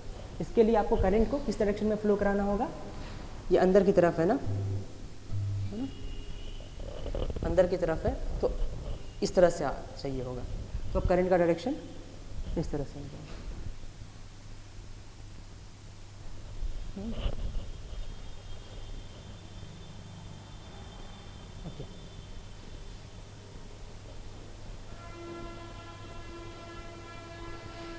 अब इन दोनों वाइंडिंग का ओरिएंटेशन सेम है ना, तो पहली वाइंडिंग में हम यहाँ पे एक डॉट डाल देंगे, और अगर दोनों का ओरिएंटेशन सेम है तो हम यहाँ पे डॉट डाल देंगे। ठीक है, उसी तरह से हम यहाँ पे एक डॉट डाल देंगे, है ना, और यहाँ पे ओरिएंटेशन अपोजिट है। तुम ये नोटिस करो कि पहला टर्न अगर पीछे से आ रहा है तो लास्ट टर्न जो वापस जाएगा ना वो बाहर से जाएगा, वो तुम्हें दिखेगा। तो यहाँ पे डॉट है, ये सामने है, तो यहाँ पे ये सामने होगा ना, ये कुछ इस तरह से हो जाएगा, ये तुम्हें दिखेगा, तो डॉट यहाँ पड़ जाएगा।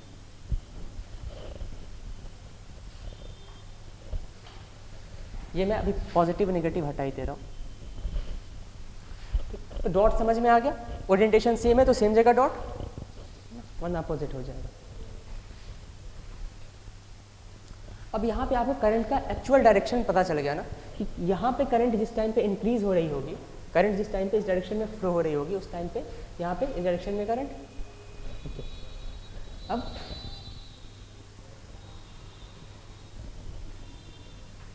करंट अगर इस डायरेक्शन में फ्लो हो रहा है तो यहाँ पे वोल्टेज की पोलैरिटी क्या होगी, ये पॉजिटिव और ये नेगेटिव, ये पॉजिटिव और ये नेगेटिव। करंट यहाँ पे इस डायरेक्शन में फ्लो हो रहा है तो ये पॉजिटिव और ये नेगेटिव। यहाँ पे पॉजिटिव नेगेटिव कहाँ पे आएगा, लोड एंड पे।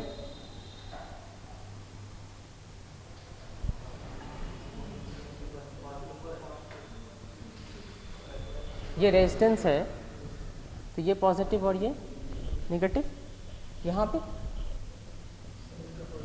करंट नीचे से ऊपर की तरफ, हमने करंट का डायरेक्शन अपने से नहीं पता लगाया, वो लेंस लॉ से ऑटोमेटिकली आया, प्रिंसिपल से।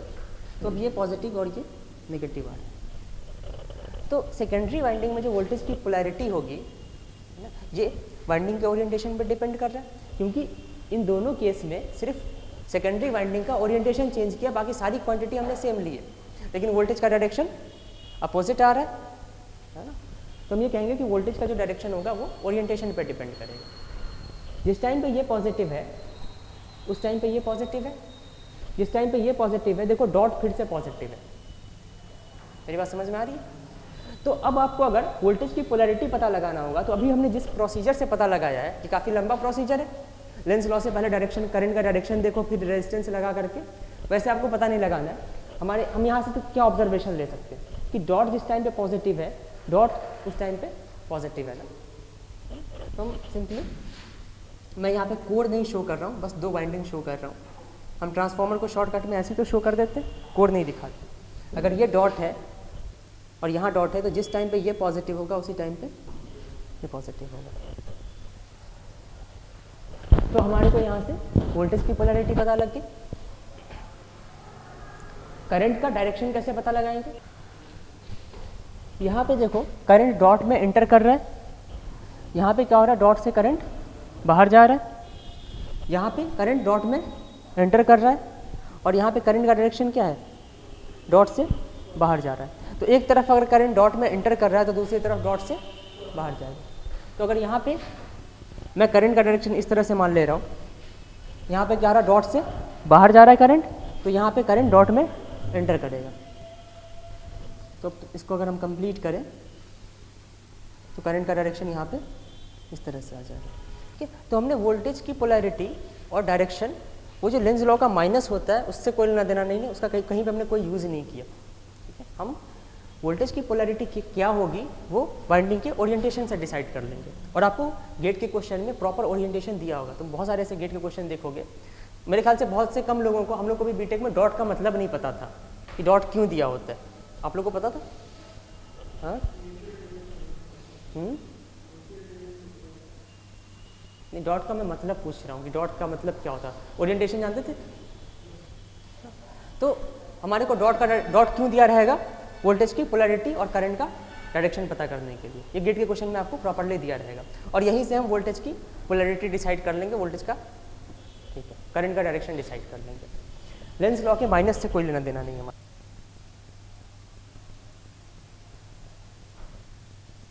यहाँ पे करंट हमने रेफरेंस ले लिया, डीसी करंट नहीं है, ये रेफरेंस है।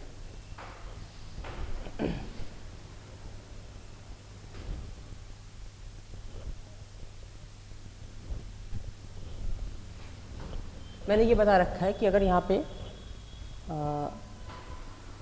साइनसॉइडल सिग्नल वो सोर्स है तो सारी क्वांटिटी साइनसॉइडल हो जाएगी, है ना। और साइनसॉइडल क्वांटिटी के एनालिसिस के लिए, है ना, सारी क्वांटिटी साइनसॉइडल सेम फ्रीक्वेंसी के साथ होगी, है ना। फेज डिफरेंस हो सकता है, तो उसको अगर आपको फेजर डायग्राम में एनालिसिस करना है तो किसी एक क्वांटिटी को आप रेफरेंस ले सकते हो, ठीक है। और डिपेंडिंग अपॉन वोल्टेज क्या है, इंडक्टेंस क्या है, सर्किट में इम्पीडेंस कितना है, इस पर डिपेंड करता है कि डिफरेंट क्वांटिटी के बीच में फेज डिफरेंस कितना होगा, है ना। तो हम इसके एनालिसिस के लिए, जैसे इसमें एमएमएफ भी हो सकता है, फ्लक्स हो सकता है, प्राइमरी इंड्यूस्ड वोल्टेज हो सकता है, जैसे इसकी वजह से जो फ्लक्स सेटअप हो जाएगा वो इस वाइंडिंग से भी लिंक करेगा और इसकी अपनी वाइंडिंग से भी लिंक करेगा। तो यहाँ पे भी वोल्टेज इंड्यूस होगा और यहाँ पे भी वोल्टेज इंड्यूस होगा। अगर बीच में कोई रेजिस्टेंस नहीं है तो यहाँ पे जो इंड्यूस्ड वोल्टेज होगा वो सोर्स वोल्टेज के इक्वल होगा। ये बात समझ में आ रही? तो इन सारी एनालिसिस के लिए हम फ्लक्स जो होगा उसको हम रेफरेंस ले लेंगे, मतलब इसका फेज डिफरेंस 0। तो फ्लक्स इक्वल टू हम डिफाइन करेंगे phi M sine omega T. तो अगर हम फ्लक्स का फेजर डायग्राम बनाएं तो फ्लक्स को हम रेफरेंस दिखा देंगे। अगर सेकेंडरी वाइंडिंग ओपन है उस केस में जो यहाँ पे करंट फ्लो होगा इसको हम नो लोड करंट कहते हैं। लोड नहीं है ना, नो लोड करंट को किससे डिनोट करते हैं? आई नॉट से। और आई नॉट के दो कंपोनेंट होते हैं, एक मैग्नेटाइजिंग कंपोनेंट ऑफ करंट और दूसरा core loss component of current. अगर ट्रांसफार्मर आइडियल है तो यहाँ पे कोर लॉस नहीं होगा। आइडियल नहीं मानते हम ये मान के चलते हैं लॉसलेस ट्रांसफार्मर है। क्या लॉसलेस ट्रांसफार्मर को हम आइडियल ट्रांसफार्मर कहेंगे? ज़रूरी नहीं है कि लॉसलेस ट्रांसफार्मर को सिर्फ लॉसलेस दिया हो तो उसको हम आइडियल नहीं कह सकते। ठीक है, अगर हम लॉसलेस मान के चले, जो नो लोड करंट होता है आई नॉट, इसके दो ब्रांच होते हैं, एक मैग्नेटाइजिंग कंपोनेंट ऑफ करंट और दूसरा core loss component of current. अगर लॉसलेस ट्रांसफार्मर है तो core loss component of current 0 हो जाएगा। तो नो लोड पे जो भी करंट होगा उसको हम मैग्नेटाइजिंग करंट कहेंगे। तो अभी मैं इसको लॉसलेस मान के चल रहा हूँ ट्रांसफार्मर को। ठीक है,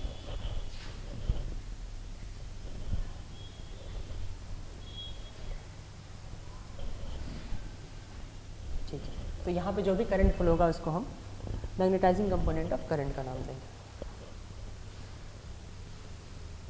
ये ओपन सर्किटेड है तो टोटल जो फ्लक्स होगा इसमें सिर्फ इस वाइंडिंग में करंट की वजह से होगा, है ना। तो फ्लक्स इक्वल टू जो भी करंट होगा ये आई एम की वजह से होगा ना। okay. अगर इस पूरे सिस्टम का आपको इंडक्टेंस दिया हुआ है तो इस वाइंडिंग से जो टोटल फ्लक्स लिंक होगा, लिंक्ड फ्लक्स, उसको इसी को तो हम एल आई कहते हैं ना, मैंने डिराइव किया था। तो इस वाइंडिंग से टोटल लिंक्ड फ्लक्स क्या हो जाएगा? यहाँ पे नंबर ऑफ टर्न्स मैं N1 मान ले रहा हूँ। तो N1 और करंट, नो लोड पे जो करंट फ्लो होगा, है ना, इसको मैग्नेटाइजिंग करंट। तो N1 इंटू आई एम बोलेंगे, N1 into I M equal to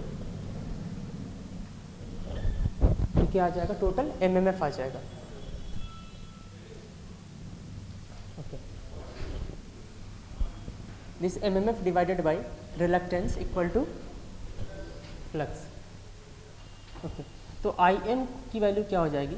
flux divided by flux into reluctance divided by N1। तो अगर मैं पूछूं आई एम, मैग्नेटाइजिंग करंट और फ्लक्स, इन दोनों के बीच में फेज डिफरेंस कितना होगा? अगर इन दोनों का कोई इतना फेज डिफरेंस होता है, इसका कोई फेज होता है, अगर होता है इसका फेज, तो इसके फेज में एडिशन हो जाता, तो दोनों में फेज डिफरेंस आता है। लेकिन ये सब तो कांस्टेंट क्वांटिटीज़ है। तो हम ये कहेंगे कि फ्लक्स और मैग्नेटाइजिंग कंपोनेंट ऑफ करंट के बीच में कोई फेज डिफरेंस नहीं हो सकता। ठीक है, क्योंकि फ्लक्स जो होता है मैग्नेटाइजिंग करंट का कांस्टेंट से मल्टीप्लाई कर दो तो इतना आ जाएगा। तो फ्लक्स का, अगर फ्लक्स को हम रेफरेंस लेते हैं तो मैग्नेटाइजिंग कंपोनेंट ऑफ करंट भी इसी डायरेक्शन में हो जाएगा।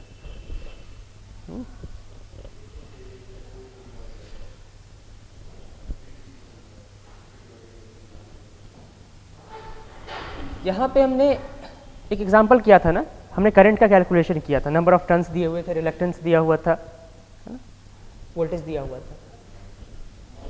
अगर आपको आई एम पता लगाना हो, अगर आपको ये वोल्टेज दिया हुआ है तो voltage I M equal to क्या लिखोगे? वोल्टेज डिवाइडेड बाई इंडक्टेंस की वजह से जो रिएक्टेंस आता है, इंडक्टेंस की वजह से जो रिएक्टेंस आता है उसको हम क्या लिखते हैं? जे ओमेगा एल, है ना। एल एक कांस्टेंट है, ओमेगा और ये जे। तो आई एम इक्वल टू क्या होगा? वी एंगल -90, या फिर V इक्वल टू क्या हो जाएगा? I M equal to V by omega L angle -90। तो इसका मतलब करंट क्या कर रहा है, वोल्टेज को लैग कर रहा है ना, करंट क्या करेगा, लैग करेगा। तो वोल्टेज का डायरेक्शन क्या होगा, ऊपर होगा या नीचे होगा, ऊपर हो जाएगा। और ये वोल्टेज कौन सा है, बीच में तो कोई रेजिस्टेंस नहीं है, तभी तो हमने I equal to V by J omega L कर दिया, बीच में कोई रेजिस्टेंस नहीं है। तो इसको मैं V1 का नाम दे रहा हूँ। और अगर V1 इस पोलैरिटी के साथ है तो इस वाइंडिंग में जो इंड्यूस्ड वोल्टेज होगा, देखो फ्लक्स चेंज हो रहा है, तो यहाँ पे भी इस वाइंडिंग में भी इंड्यूस वोल्टेज इंड्यूस होगा, और इससे भी तो फ्लक्स लिंक कर रहा है, तो इसका फ्लक्स भी तो चेंज होगा, तो यहाँ पे भी वोल्टेज इंड्यूस होगा। ठीक है, तो यहाँ पे जो वोल्टेज इंड्यूस होगा बीच में कोई रेजिस्टेंस नहीं है, तो source voltage equal to primary induced voltage हो जाएगा। तो ये जो सोर्स वोल्टेज है this will be equal to primary induced voltage. नहीं, अभी मैं रेजिस्टेंस नहीं लगा रहा हूँ। ठीक है, अभी हम E2 के डायरेक्शन की बात नहीं करते। E1 पता चल गया, E1 और E2 का रेशियो कैसे पता लगाएंगे, हमें ये पता है, ये आपको पता है ना, primary induced voltage divided by secondary induced voltage equal to turn ratio. Primary induced voltage equal to हम क्या लिखेंगे, E1 equal to D psi 1 by D T, magnitude की अगर हम बात करें तो, और E2 equal to D psi 2 by D T. Psi 1 equal to क्या हो जाएगा, फर्स्ट वाइंडिंग से जो टोटल फ्लक्स लिंक हो रहा है उसको हम N1 phi by D T, और यहाँ पे जो फ्लक्स की वैल्यू तो फाई ही है पूरे कोर में, है ना, तो ये क्या हो जाएगा N2 D phi by D T, ये फाई तो सेम ही है, तो यहाँ से E1 बाई E2 अगर कर दो तो D phi by D T cancel हो जाएगा, तो हम लिखेंगे E1 by E2 equal to N1 by N2।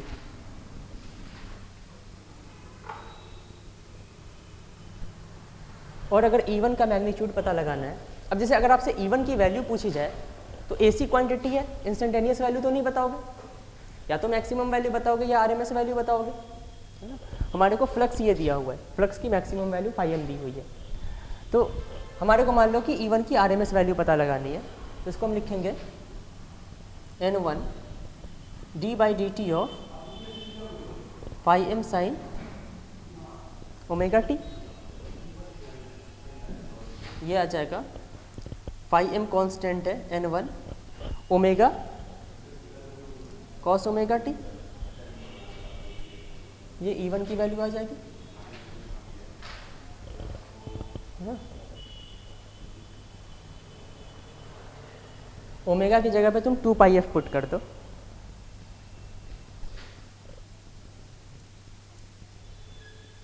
या फिर अब ये E1 की इंस्टेंटेनियस वैल्यू है ना, E1 into E1 function of time है।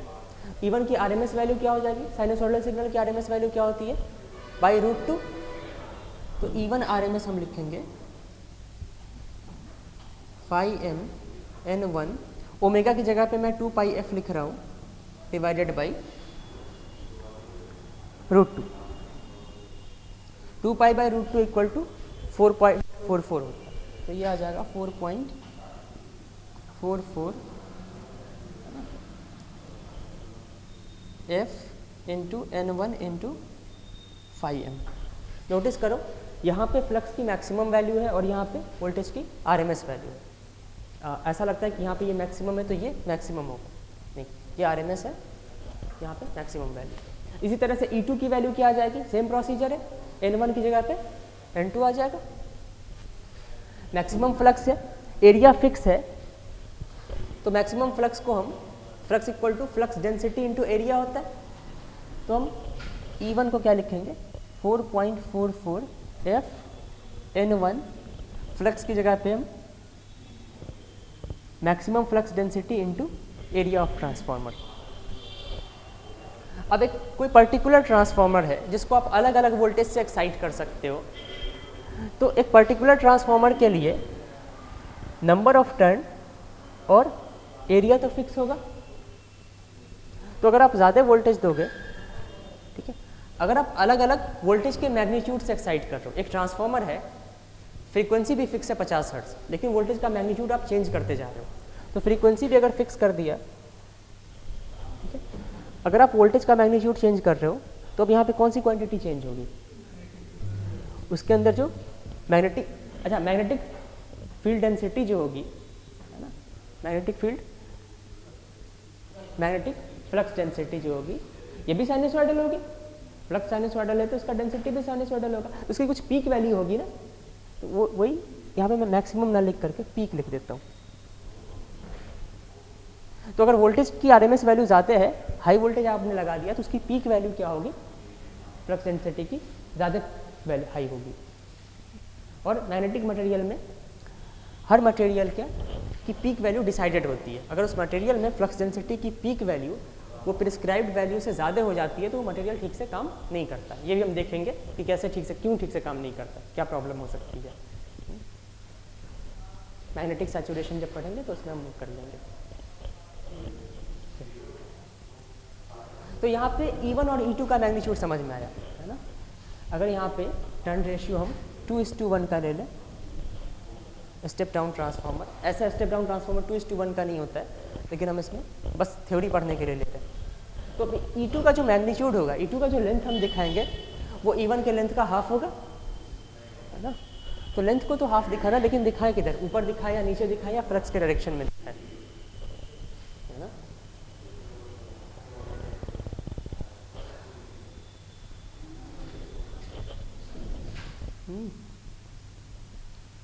अगर आप E2 का फॉर्मूला फॉर्मल वे में लिखें लेंस लॉ के अकॉर्डिंग, तो इसको तुम लिखोगे -d∅2/dt,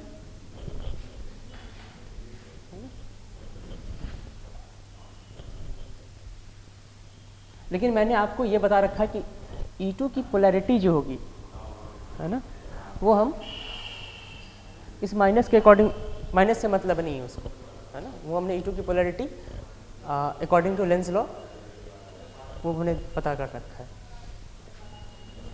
लेकिन फिर भी हम इस माइनस के अकॉर्डिंग करके देखें तो ये क्या आएगा, -N2 d/dt of φm sin ω t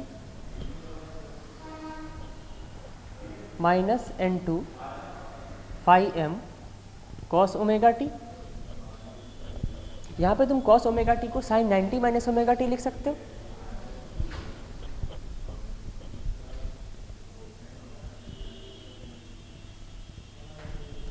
और इस माइनस को लेने के लिए तुम थीटा को -θ लिख सकते हो। तो इस माइनस को हटा करके मैं यहाँ पे N2 φm sin ω t -90 लिख सकता हूँ, है ना। तो इस माइनस को अगर लेके करोगे तो अब ये क्या दिख रहा है, फ्लक्स का फेजर sin ω t है और ये 90 डिग्री से लैग कर रहा है, तो E2 का फेजर नीचे बन जाएगा अगर तो। लेकिन हमने कहा था कि इस माइनस से कोई मतलब नहीं है, अगर माइनस हटा दोगे तो फिर क्या आएगा, E1 के डायरेक्शन में ही आ जाएगा।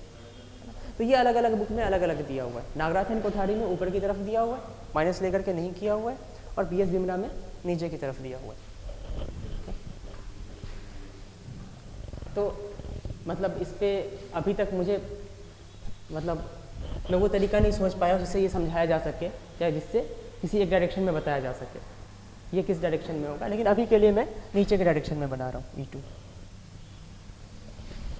अकॉर्डिंग टू PS बिमरा बना रहा हूँ। नहीं, PS बिमरा में तो E1 को भी नीचे दे रखा है।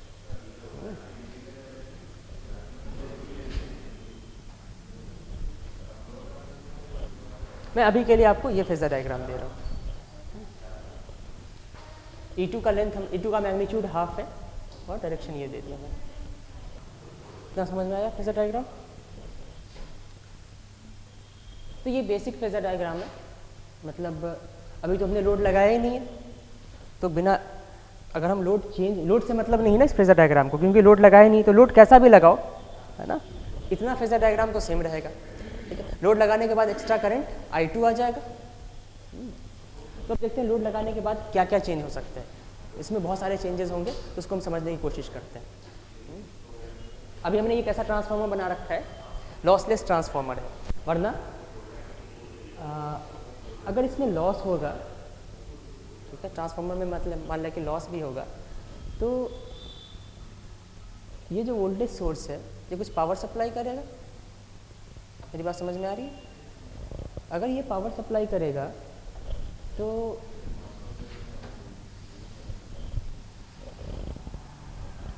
जो टोटल करंट होगा यहाँ से वो एक मैग्नेटाइजिंग कंपोनेंट ऑफ करंट भी होगा। तुम यहाँ पे देखो, जो सोर्स वोल्टेज है और करंट के बीच में फेज डिफरेंस कितना है, 90 डिग्री का। तो अभी सोर्स कितना पावर सप्लाई कर रहा है, active power V into I cos theta, cos 90 degree, 0 power supply कर रहा है। तो ठीक है, अच्छी बात है, लॉसलेस ट्रांसफार्मर है। अब अगर ये लॉस हो रहा है यहाँ पे, इसका मतलब जो टोटल करंट यहाँ से सप्लाई की जाएगी I नॉट, अब I नॉट और V1 के बीच में फेज डिफरेंस 90 डिग्री नहीं हो सकता है, उसको 90 से कम होना पड़ेगा ना, तभी तो वी आई कॉस थीटा कुछ एक्टिव पावर आएगा। तो I नॉट का डायरेक्शन तो इधर नहीं हो सकता। लेकिन आपको पता है कि I नॉट के दो कंपोनेंट होंगे, IM और IC, ठीक है। तो V और I नॉट के बीच में क्या होगा, जो एंगल होना चाहिए वो 90 से कम होना चाहिए, तो ये एंगल ले लिया हमने और मैंने ये इतना बड़ा ये I नॉट बना दिया, ठीक है। अब I नॉट के दो कंपोनेंट है, magnetising component of current and core loss component of current. Magnetising component of current का तो डायरेक्शन फिक्स है, हमने बता रखा है फ्लक्स के डायरेक्शन में होगा। तो इसका जो मैग्नेटाइजिंग कंपोनेंट ऑफ करंट होगा ये तो इसी डायरेक्शन में होगा। किसी भी वेक्टर को आप दो डायरेक्शन में रिजॉल्व कर सकते हो ना, तो एक डायरेक्शन ये होगा, दूसरा डायरेक्शन इसके 90 डिग्री।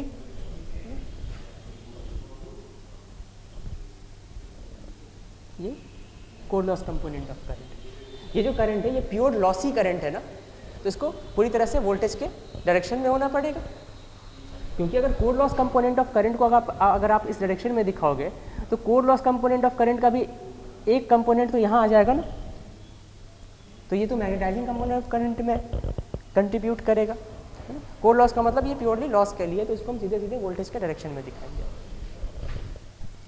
फेज डिफरेंस इसका हम 0 कर देंगे। तो ये भी समझ में आ गया। अच्छा, अभी तक मैंने आइडियल ट्रांसफार्मर नहीं बताया। अगर ट्रांसफार्मर आइडियल होगा तो क्या क्या होना चाहिए ट्रांसफार्मर में, मतलब ये आइडियल ट्रांसफार्मर नहीं तो ये आइडियल, इसमें अगर हम ऐसा क्या चेंज कर दें जो ये आइडियल ट्रांसफार्मर हो जाए। मैग्नेटाइजिंग करंट 0 होना चाहिए। हम ये कहेंगे कि आइडियल ट्रांसफार्मर की जो उसके कोर की परमिएबिलिटी होनी चाहिए वो इनफाइनाइट होनी चाहिए। अभी हमने इंडक्टेंस का फार्मूला क्या पढ़ा, ये सबसे इजी फार्मूला है ना, n² by reluctance. Reluctance equal to क्या होगा, L by mu into A. अगर परमिएबिलिटी इनफाइनाइट है तो रिलक्टेंस क्या हो जाएगा, 0। तो इंडक्टेंस इनफाइनाइट, अगर इंडक्टेंस इनफाइनाइट है तो ओमेगा L रिएक्टेंस क्या हो जाएगा, इनफाइनाइट। तो यहाँ पे हमने करंट कैसे कैलकुलेशन कैसे किया था, वो रिंग बना करके V divided by omega L किया था। ओमेगा L इनफाइनाइट है तो V divided by omega L 0, तो मैग्नेटाइजिंग कंपोनेंट ऑफ करंट 0 हो जाएगा।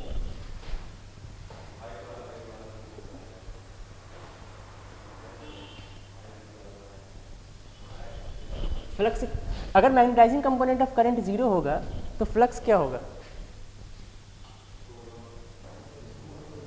फ्लक्स भी 0 हो जाएगा। फ्लक्स इक्वल टू क्या होता है, टोटल लिंक फ्लक्स लिंक्ड को हम क्या लिखेंगे, N1 इंटू 5। लिंक्ड फ्लक्स क्या होता है, L इंटू आई या L इंटू IM। इंडक्टेंस का फॉर्मूला हमने ऐसे तो डिराइव किया था ना, total flux linked equal to L into IM equal to N1 into 5। तो 5 इक्वल टू क्या हो जाएगा, L into IM divided by N1। अब आइडियल ट्रांसफार्मर के लिए IM कितना है, टेंडिंग टू 0, लेकिन इंडक्टेंस क्या है, टेंडिंग टू इन्फिनिटी। तो इन्फिनिटी इंटू 0 का की लिमिट क्या होती है, हाँ ये नहीं पता, इनफाइनाइट इंटू 0 की लिमिट क्या होती है, तो ये तो कितनी बार बताया ना, एक quantity tending to infinity multiplied by another quantity tending to 0, इसकी वैल्यू क्या आएगी, इन्फिनिटी आएगी, ज़ीरो आएगी, कुछ फाइनाइट आएगी, क्या आएगी? हाँ, फाइनाइट वैल्यू आ जाएगी। ठीक है, तो यहाँ पे ऊपर में फाइनाइट है और नंबर ऑफ टर्न्स क्या है? फाइनाइट होंगे, तो फाइनाइट बाई फाइनाइट क्या आ जाएगा? फाइनाइट, तो फ्लक्स की कुछ फाइनाइट वैल्यू होगी।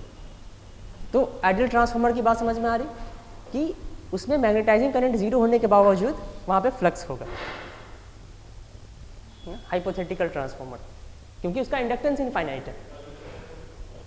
एक क्वांटिटी बहुत कम हो गई, दूसरी क्वांटिटी बहुत लार्ज होगी, तो फिर फाइनाइट आ जाएगा।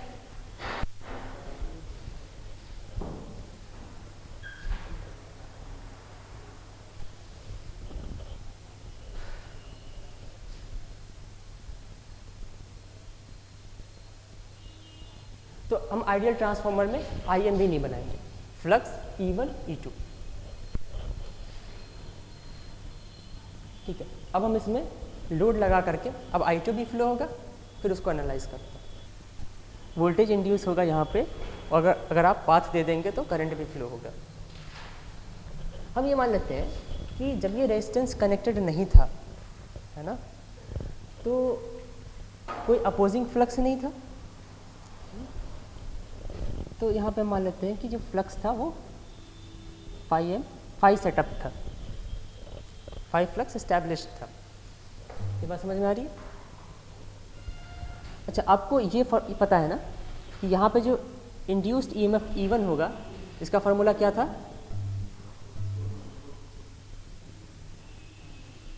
Phi M.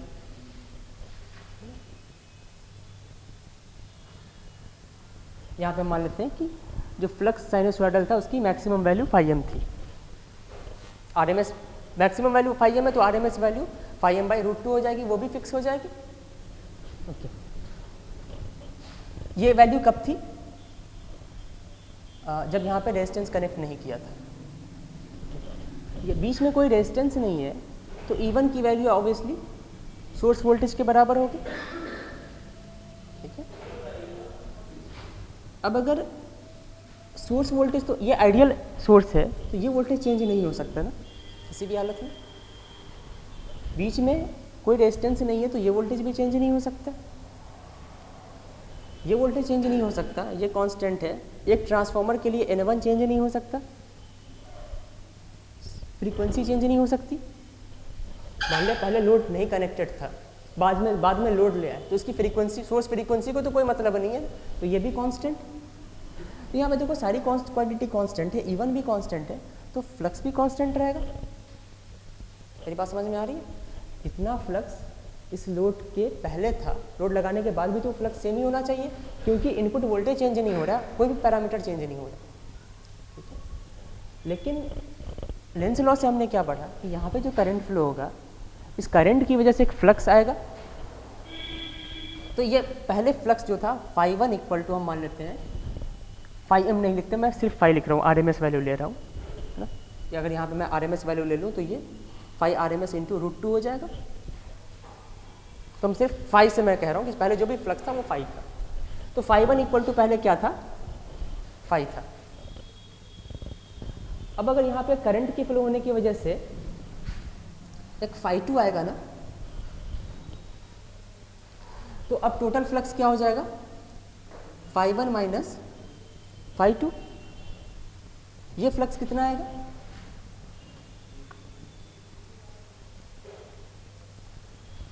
हमने अभी देखा कि इसको लोड लगाने से जो टोटल फ्लक्स है कोर में वो चेंज नहीं हो सकता है, क्योंकि तुम इस एक्सप्रेशन को देखो, इनपुट वोल्टेज चेंज नहीं हो रहा है, कोर में फ्लक्स भी चेंज नहीं हो सकता। तो φ1 माइनस φ2 फिर से फाई आना चाहिए। तो ये कैसे पॉसिबल है कि φ1 भी फाई होगा और φ1 माइनस φ2 भी फाई होगा? φ1 बढ़ जाएगा। ठीक है,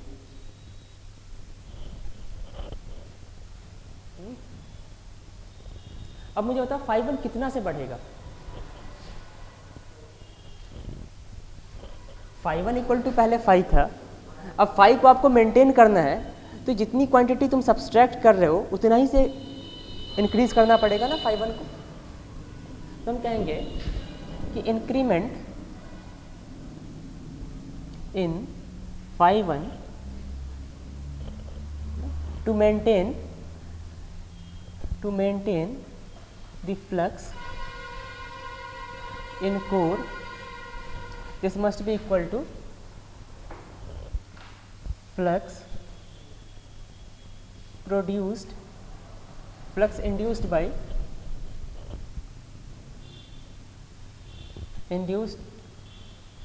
ऐसे लिखेंगे फ्लक्स इंड्यूस्ड ड्यू टू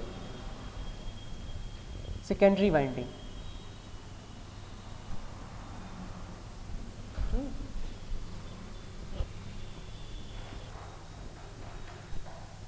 है ना? अगर सेकेंडरी वाइंडिंग में I2 करंट आया है, फ्लो हो रहा है लोड में, तो टोटल फ्लक्स कितना आएगा? MMF N2 I2 divided by reluctance. और इंक्रीमेंट कितना होना चाहिए? इसके बराबर होना चाहिए ना, कितना? तो यहाँ पे फ्लक्स का एक्सप्रेशन क्या लिखोगे? N1, और पहले तो यहाँ पे IM करंट फ्लो हो रहा था, IM is responsible for flux, तो फ्लक्स तो मेंटेन्ड है, तो IM तो यहाँ पे मेंटेन्ड होगा, लेकिन मेंटेन रखने के लिए अब एक्स्ट्रा करंट जो प्रोड्यूस करना पड़ेगा उसको हम I2 डैश का नाम देंगे। ये I2 के इफेक्ट को बैलेंस करने के लिए I2 डैश आया, ठीक है? और तो I2 dash extra current flow हुआ, तो ये MMF और डिवाइडेड बाय रिलक्टेंस, ये एक्स्ट्रा फ्लक्स है ना ऑफ प्राइमरी वाइंडिंग, और ये फ्लक्स ऑफ सेकेंडरी वाइंडिंग, दोनों एक दूसरे को कैंसिल करेंगे, अपोजिट होंगे और इक्वल कर दिया ताकि प्रीवियस फ्लक्स मेंटेन रहे। अब यहाँ से रिलक्टेंस तो दोनों के लिए सेम है, तो ये MMF बैलेंस का इक्वेशन आ गया ट्रांसफार्मर का, N1 I2 dash equal to N2 I2। अब लोड लगा दिया तो अब टोटल करंट क्या होगा? IM करंट, वो तो फ्लक्स के लिए रहेगा ही, है ना? जो total current sent by source हो जाएगा, that is equal to magnetising component of current plus extra current to balance the secondary current.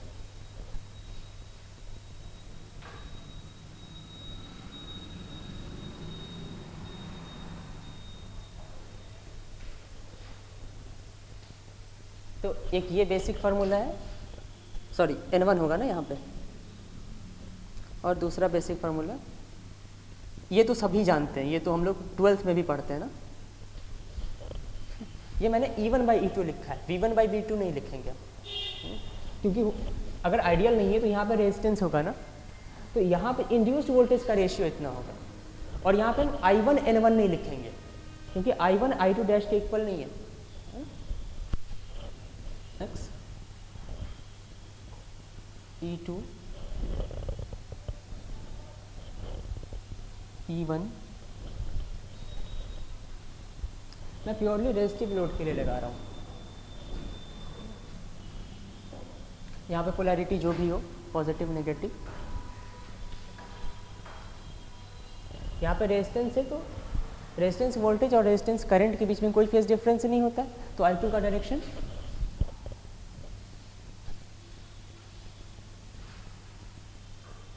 अब I1 I2 में कौन ज़्यादा होगा?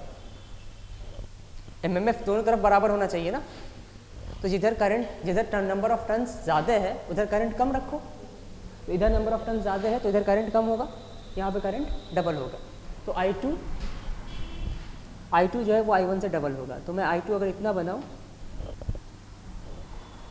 I1 I2 नहीं, I2 और I2 डैश, तो I2 डैश हम ठीक I2 के अपोजिट बनाएंगे, ठीक है? I2 डैश जो होगा ये, इसका मैग्नीट्यूड मैंने I2 से हाफ है रख रखा है, और इसका डायरेक्शन अपोजिट, क्योंकि दोनों की टेंडेंसी अपोजिट है।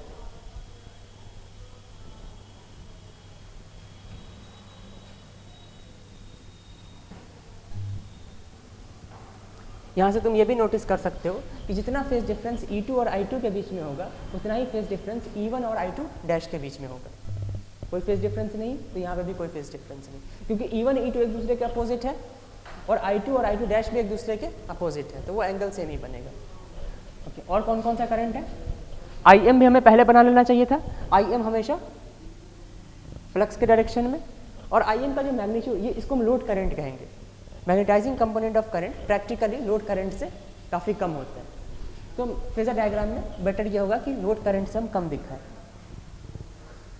ये भी उतना एक्यूरेट नहीं हुआ, ठीक है, कंपेरेबल लग रहा है ना, ठीक है, लेकिन आप अपने नॉलेज में रखोगे इस चीज़ को। Core loss component of current जो होता है वो मैग्नेटाइजिंग कंपोनेंट ऑफ करंट से भी कम होता है, और core loss component of current का डायरेक्शन E1 के डायरेक्शन में होगा, हमेशा E1 के डायरेक्शन में।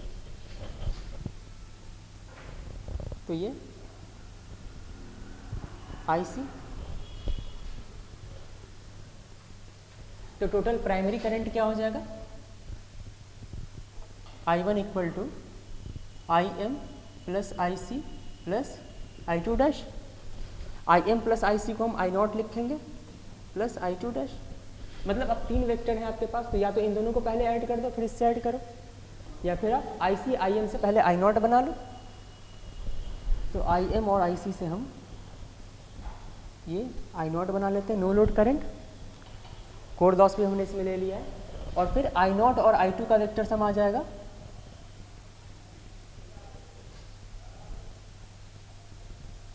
ये I1 आ जाएगा।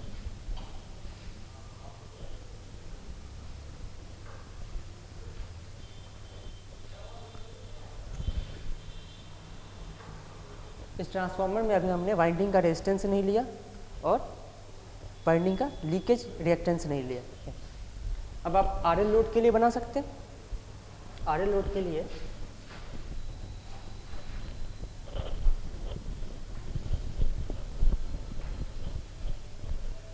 हम पहले बिना किसी लोड के बना दे ट्रांसफार्मर का, फाई E1 E2 और ये IM, ये IC और ये I0। प्रैक्टिकली IM ज़्यादा होता है IC से, तो प्राइमरी इंड्यूस्ड वोल्टेज और प्राइमरी करंट के बीच में जो एंगल होगा वो 45 डिग्री से ज़्यादा होगा।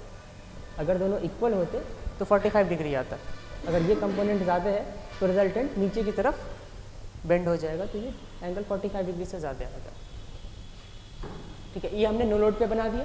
अब अगर यहाँ पे RL लोड है तो ये एक लैगिंग लोड हो गया ना, ये जो यहाँ पे जो करंट आएगा ये अपने वोल्टेज को लैग करेगा।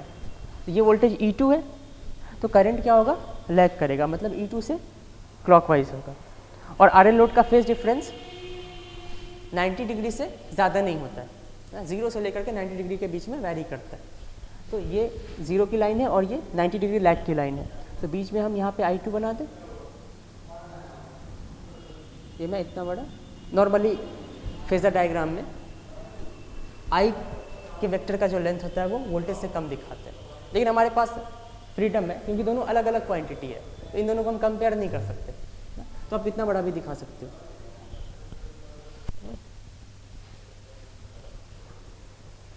I2 इतना बना दिया। अब I2 के बनाने के ठीक बाद आप क्या बनाएंगे, I2 डैश, ठीक इसके अपोजिट, और मैग्नीट्यूड टर्न रेशियो से डिसाइड होगा।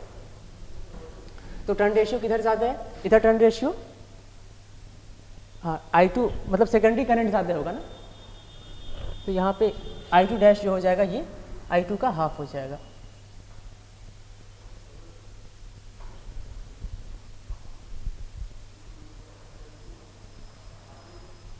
ये I2 डैश। अब I1 क्या होगा, no load current plus counter current to balance the counter MMF। I2 की वजह से जो MMF होगा उसको हम काउंटर MMF कहेंगे, क्योंकि वो जो पेरेंट MMF होता है उसके अपोजिट होता है, तो उस काउंटर MMF को बैलेंस करने के लिए I2 फ्लो होता है ना, इसको हम बोलेंगे current to balance the counter MMF of secondary winding. तो टोटल करंट जो हो जाएगा, जो सोर्स सेंड करेगा वो I0 और I2 का वेक्टर सम।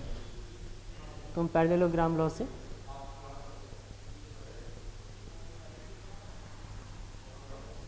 ये I1 हो जाएगा। ये भी उतना प्रैक्टिकल नहीं है, नो लोड करंट कंपेरेबल लग रहा है ना।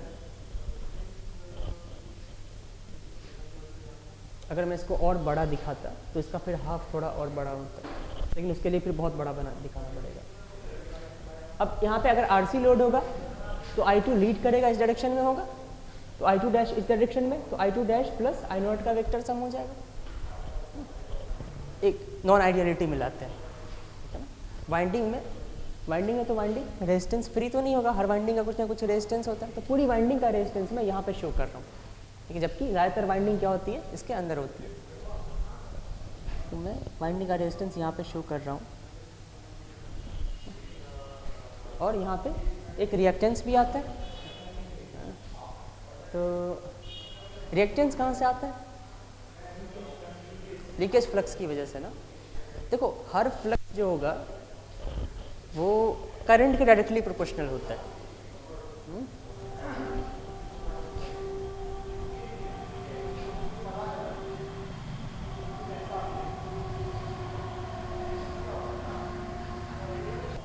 अगर यहाँ पे करंट ज़्यादा है तो हमने लीकेज फ्लक्स तो आपको बता रखा है, लीकेज फ्लक्स क्या होता है ना, यहाँ पे लीकेज फ्लक्स होगा। अगर ये करंट ज़्यादा है तो ऑब्वियसली लीकेज फ्लक्स ज़्यादा होगा, क्योंकि MMF ज़्यादा हो जाएगा। MMF ज़्यादा है तो इस पाथ का, भले इसमें एयर है, रिलेक्टेंस बहुत ज़्यादा होगा, तो इस पाथ का रिलेक्टेंस बहुत ज़्यादा होगा तो लीकेज फ्लक्स बहुत कम होगा, है ना। हम ये कहेंगे कि जो टोटल कोर में फ्लक्स है उस फ्लक्स का ये हो सकता है 2% हो, 3% हो, 4% हो, है ना। तो ये जो फ्लक्स है this is directly proportional to I1 current. Flux, अब इस प्रोपोर्शनलिटी को अगर आप हटाओगे तो यहाँ पे क्या आ जाएगा, कांस्टेंट आएगा, ठीक है, या फिर ओके K इंटू I1। इसकी जो यूनिट होगी ना, ये इंडक्टेंस की यूनिट होती है, क्योंकि यहाँ पे बस आपको नंबर ऑफ टर्न से ही तो मल्टीप्लाई करना है, तो टोटल लिंक्ड फ्लक्स लिंक्ड आ जाएगा और यहाँ पे इंडक्टेंस आ जाएगा। नंबर ऑफ टर्न्स की कोई यूनिट नहीं होती है तो इसकी यूनिट क्या आ जाएगी, K की इंडक्टेंस, है ना। अब अगर तो हम ये कह सकते हैं कि इस फ्लक्स को अगर आपको दिखाना हो तो फ्लक्स इक्वल टू, हर फ्लक्स को L इंटू I से दिखा सकते हो, है ना। अब अगर आपको सर्किट बनाना है, जैसे अगर आप ट्रांसफार्मर का डायग्राम बना रहे हो, तो ये मैंने ट्रांसफार्मर का प्रिंसिपल वाइज डायग्राम बनाया। ट्रांसफार्मर एक्चुअली ऐसा नहीं दिखता, बट प्रिंसिपल वाइज दो वाइंडिंग दिखा दी, एक कोर दिखा दिया, ये डायग्राम बनाना है। लेकिन ट्रांसफार्मर की एनालिसिस के लिए ये डायग्राम सफिशिएंट नहीं है। हम ट्रांसफार्मर ये क्या है, इलेक्ट्रिकल मशीन है ना, ठीक है, तो हर इलेक्ट्रिकल मशीन को हम उसके सर्किट से रिप्रेजेंट करेंगे, ठीक है। तो आप सर्किट में ट्रांसफार्मर का इस तरह से लीकेज फ्लक्स तो नहीं दिखा सकते ना, ठीक है। आप उस सर्किट में प्राइमरी करंट दिखा सकते हो, ठीक है। सर्किट में आप रेजिस्टेंस दिखा सकते हो, इंडक्टेंस दिखा सकते हो, करंट दिखा सकते हो। तो सर्किट में आप फ्लक्स को कैसे दिखाओगे, इस तरह से तो नहीं दिखा सकते कि ये लीकेज फ्लक्स है।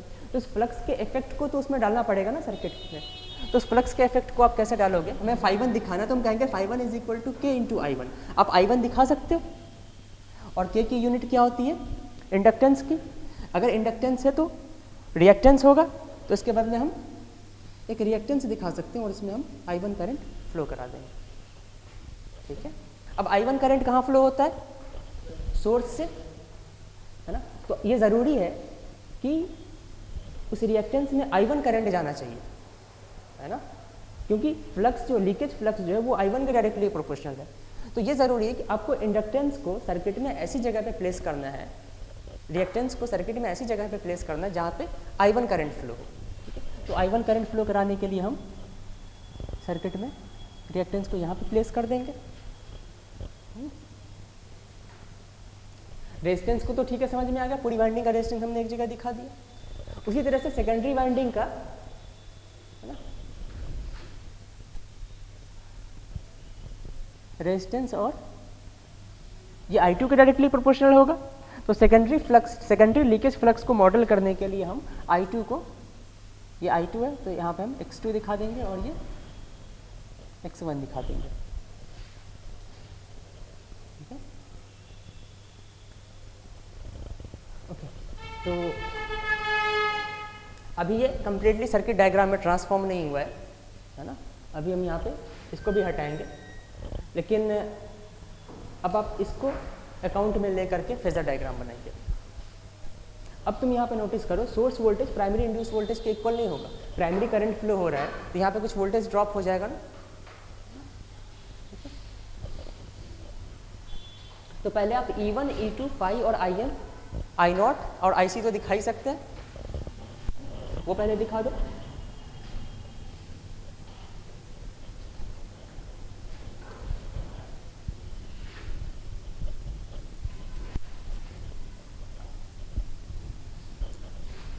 मैंने बेसिक्स ऑफ एसी सर्किट में फेजर डायग्राम पढ़ा दिया ना, रेफरेंस कैसे लेना है ना, और resistance voltage, inductance voltage, inductance current के बीच में कितना फेज डिफरेंस होता है, ये सब बता दिया मैंने। ये फेजर डायग्राम बनाने के लिए मैं टर्न रेशियो 1/1 का ले लूँगा।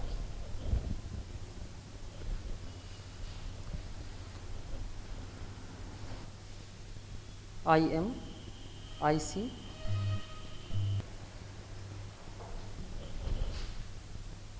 ये primary induced voltage, secondary induced voltage, 1/1 का रेशियो, तो दोनों का मैग्नीट्यूड मैंने इक्वल दिखा दिया।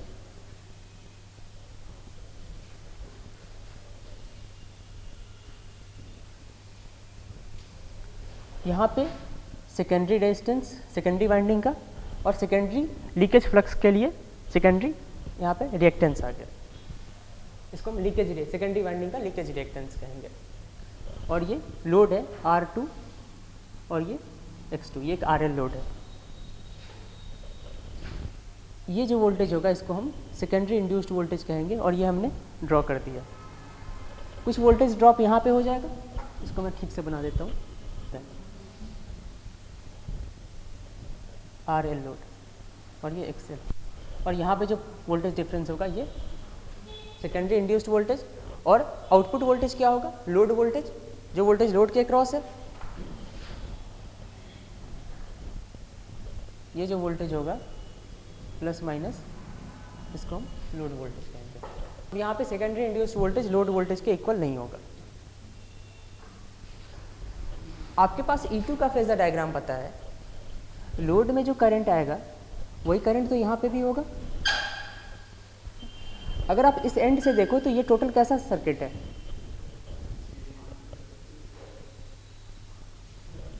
सीरीज में ये भी तो RL लोड हो जाएगा ना। टोटल रेजिस्टेंस R2 इससे ऐड कर दो और इंडक्टेंस रिएक्टेंस भी इससे ऐड कर दो, तो टोटल RL सर्किट हो गया।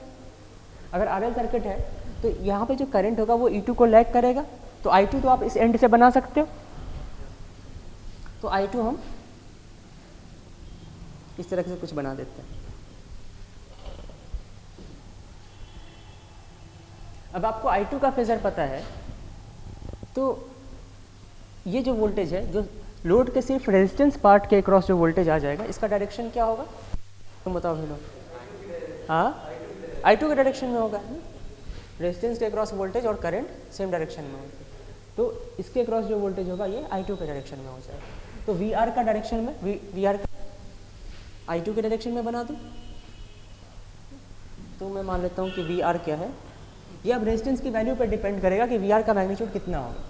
तो VR में इतना मान लेता हूँ, और यहाँ पे जो वोल्टेज होगा VL, ये किस डायरेक्शन में होगा, I2 से 90 डिग्री से लीड करेगा ना। VR का डायरेक्शन जब आप बहुत प्रैक्टिस करेंगे तो आपको पता चल जाएगा कि मैं यहाँ पे VR बड़ा क्यों बना रहा हूँ। VR ये मान लेता हूँ इतना है। देखो टोटल मैंने फेज डिफरेंस कम दिखाया है ना, अगर मैंने फेज डिफरेंस कम दिखाया है तो इस एंड से अगर आप देखो तो इस पूरे में रेजिस्टेंस पार्ट डोमिनेट करेगा। रेजिस्टेंस पार्ट अगर डोमिनेट करेगा तो VR के क्रॉस वोल्टेज ज़्यादा होगा और इंडक्टर के क्रॉस वोल्टेज कम होगा। तो इंडक्टर के क्रॉस वोल्टेज का तो डायरेक्शन आपको पता है, और क्योंकि I2 को ये 90 डिग्री से लीड करेगा, इंडक्टर वोल्टेज अपने करंट को 90 डिग्री से लीड करता है। तो ये मैं इतना बड़ा मैं VL बना रहा हूँ,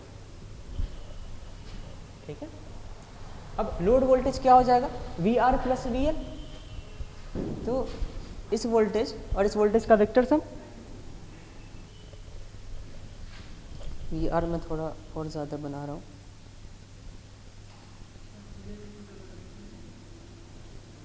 वी आर ये कर दिया, ठीक है। वी एल इतना है, ये पैरेललोग्राम बन गया, है ना। तो अब V R plus V L क्या हो जाएगा, ये पैरेलल फर्स्ट एंड से लेकर के जो लास्ट एंड है ये वेक्टर आ जाएगा रिजल्ट एंड से, ये हो जाएगा क्या, V L, sorry load voltage, load voltage को मैं वी एल तो इंडक्टर वोल्टेज हो गया ना, तो मैं इसको एल डी कर दे रहा हूँ, वी लोड। यहाँ पे जो वोल्टेज होगा इसका डायरेक्शन क्या होगा, I2 के डायरेक्शन में। तो लोड वोल्टेज में अगर आप ये वोल्टेज और ये वोल्टेज ऐड कर दो तो E2 के बराबर आ जाना चाहिए। तो ये रेजिस्टेंस काफ़ी स्मॉल होता है तो इसके क्रॉस वोल्टेज काफ़ी कम होगा, तो मैं इसको इतना बड़ा और बना दूँ,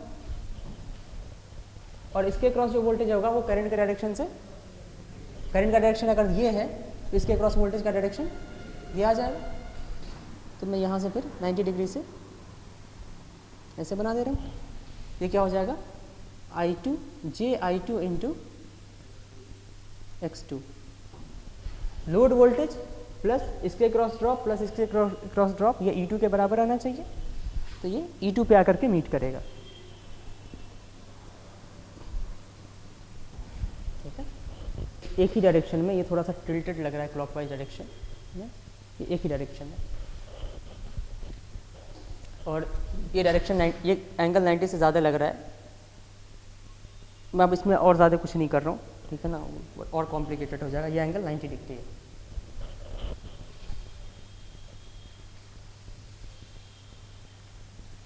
ठीक है। इसी तरह से अगर आपको इस साइड बनाना है ना, तो यहाँ पे ये I2 है ना, इसके ठीक अपोजिट I2 डैश बन जाएगा,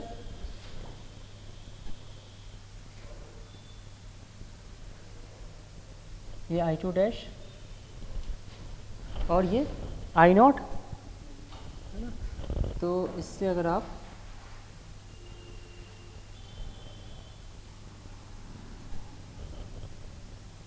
मैं पूरा पैरेललोग्राम नहीं बना रहा हूँ, ट्रायंगल लॉ से भी तो ऐड कर सकते हैं ना। हेड को टेल से मिला दिया तो फर्स्ट टेल से लेकर के फाइनल हेड तक जो होगा ये रिजल्टेंट आ जाएगा।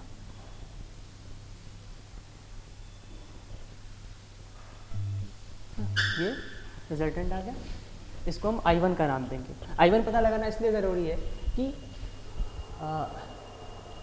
प्राइमरी वाइंडिंग का रेजिस्टेंस और प्राइमरी लीकेज रेजिस्टेंस में I1 करंट फ्लो होगा, ना कि I2 डैश।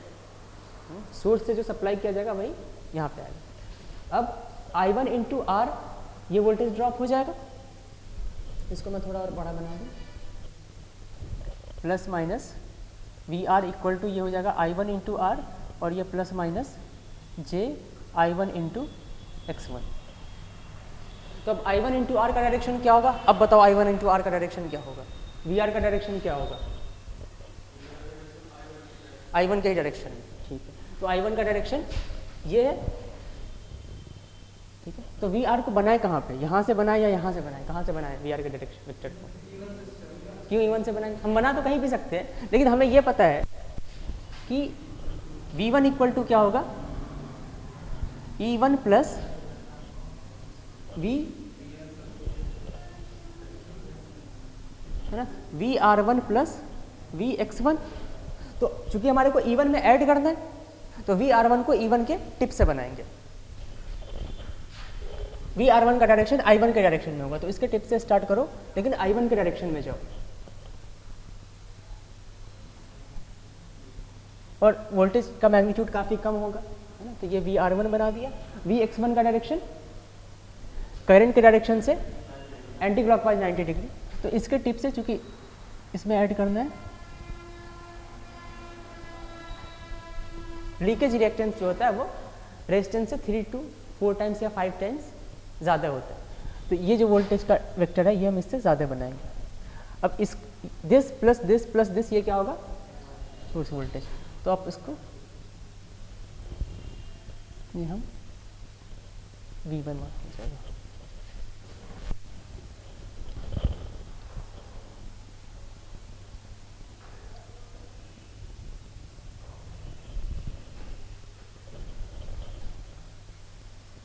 ये V1 वेक्टर हो जाएगा। RL लोड ही प्रैक्टिकली ज़्यादातर लोड RL लोड होते हैं ट्रांसफार्मर में। अगर RC लोड करना है तो क्या होगा, सब कुछ सेम रहेगा। I2 का बस डायरेक्शन E2 से लीडिंग हो जाएगा, I2 डैश भी इस डायरेक्शन में आ जाएगा। ठीक है, ये प्रिंसिपल हो गया, यहाँ पे फेजर डायग्राम हो गया। ठीक है, सर्किट डायग्राम में अभी हमारे को ये पार्ट बन गया, इसे कोड को हटाना है ना। हमें ये पता है कि प्राइमरी करंट कहाँ पे फ्लो होगा, सेकेंडरी करंट कहाँ पे फ्लो होगा, ये नहीं पता है कि मैग्नेटाइजिंग करंट कहाँ पे फ्लो होगा। ठीक है, वो मैग्नेटाइजिंग रिएक्टेंस में फ्लो होगा, तो इसका मॉडल कर लेंगे। Core loss component of current कहाँ पे फ्लो होगा, उसको भी मॉडल कर लेंगे, तो कंप्लीट सर्किट डायग्राम हो जाएगा। कंप्लीट सर्किट डायग्राम बनाते ही ट्रांसफार्मर से हम प्रिंसिपल के हेल्प से, फेजर डायग्राम के हेल्प से हमने सर्किट डायग्राम बना लिया। एक बार सर्किट डायग्राम बन गया तो फिर ऑपरेशन आप पढ़ सकते हैं, तो फिर उसके बाद ऑपरेशन पढ़ेंगे।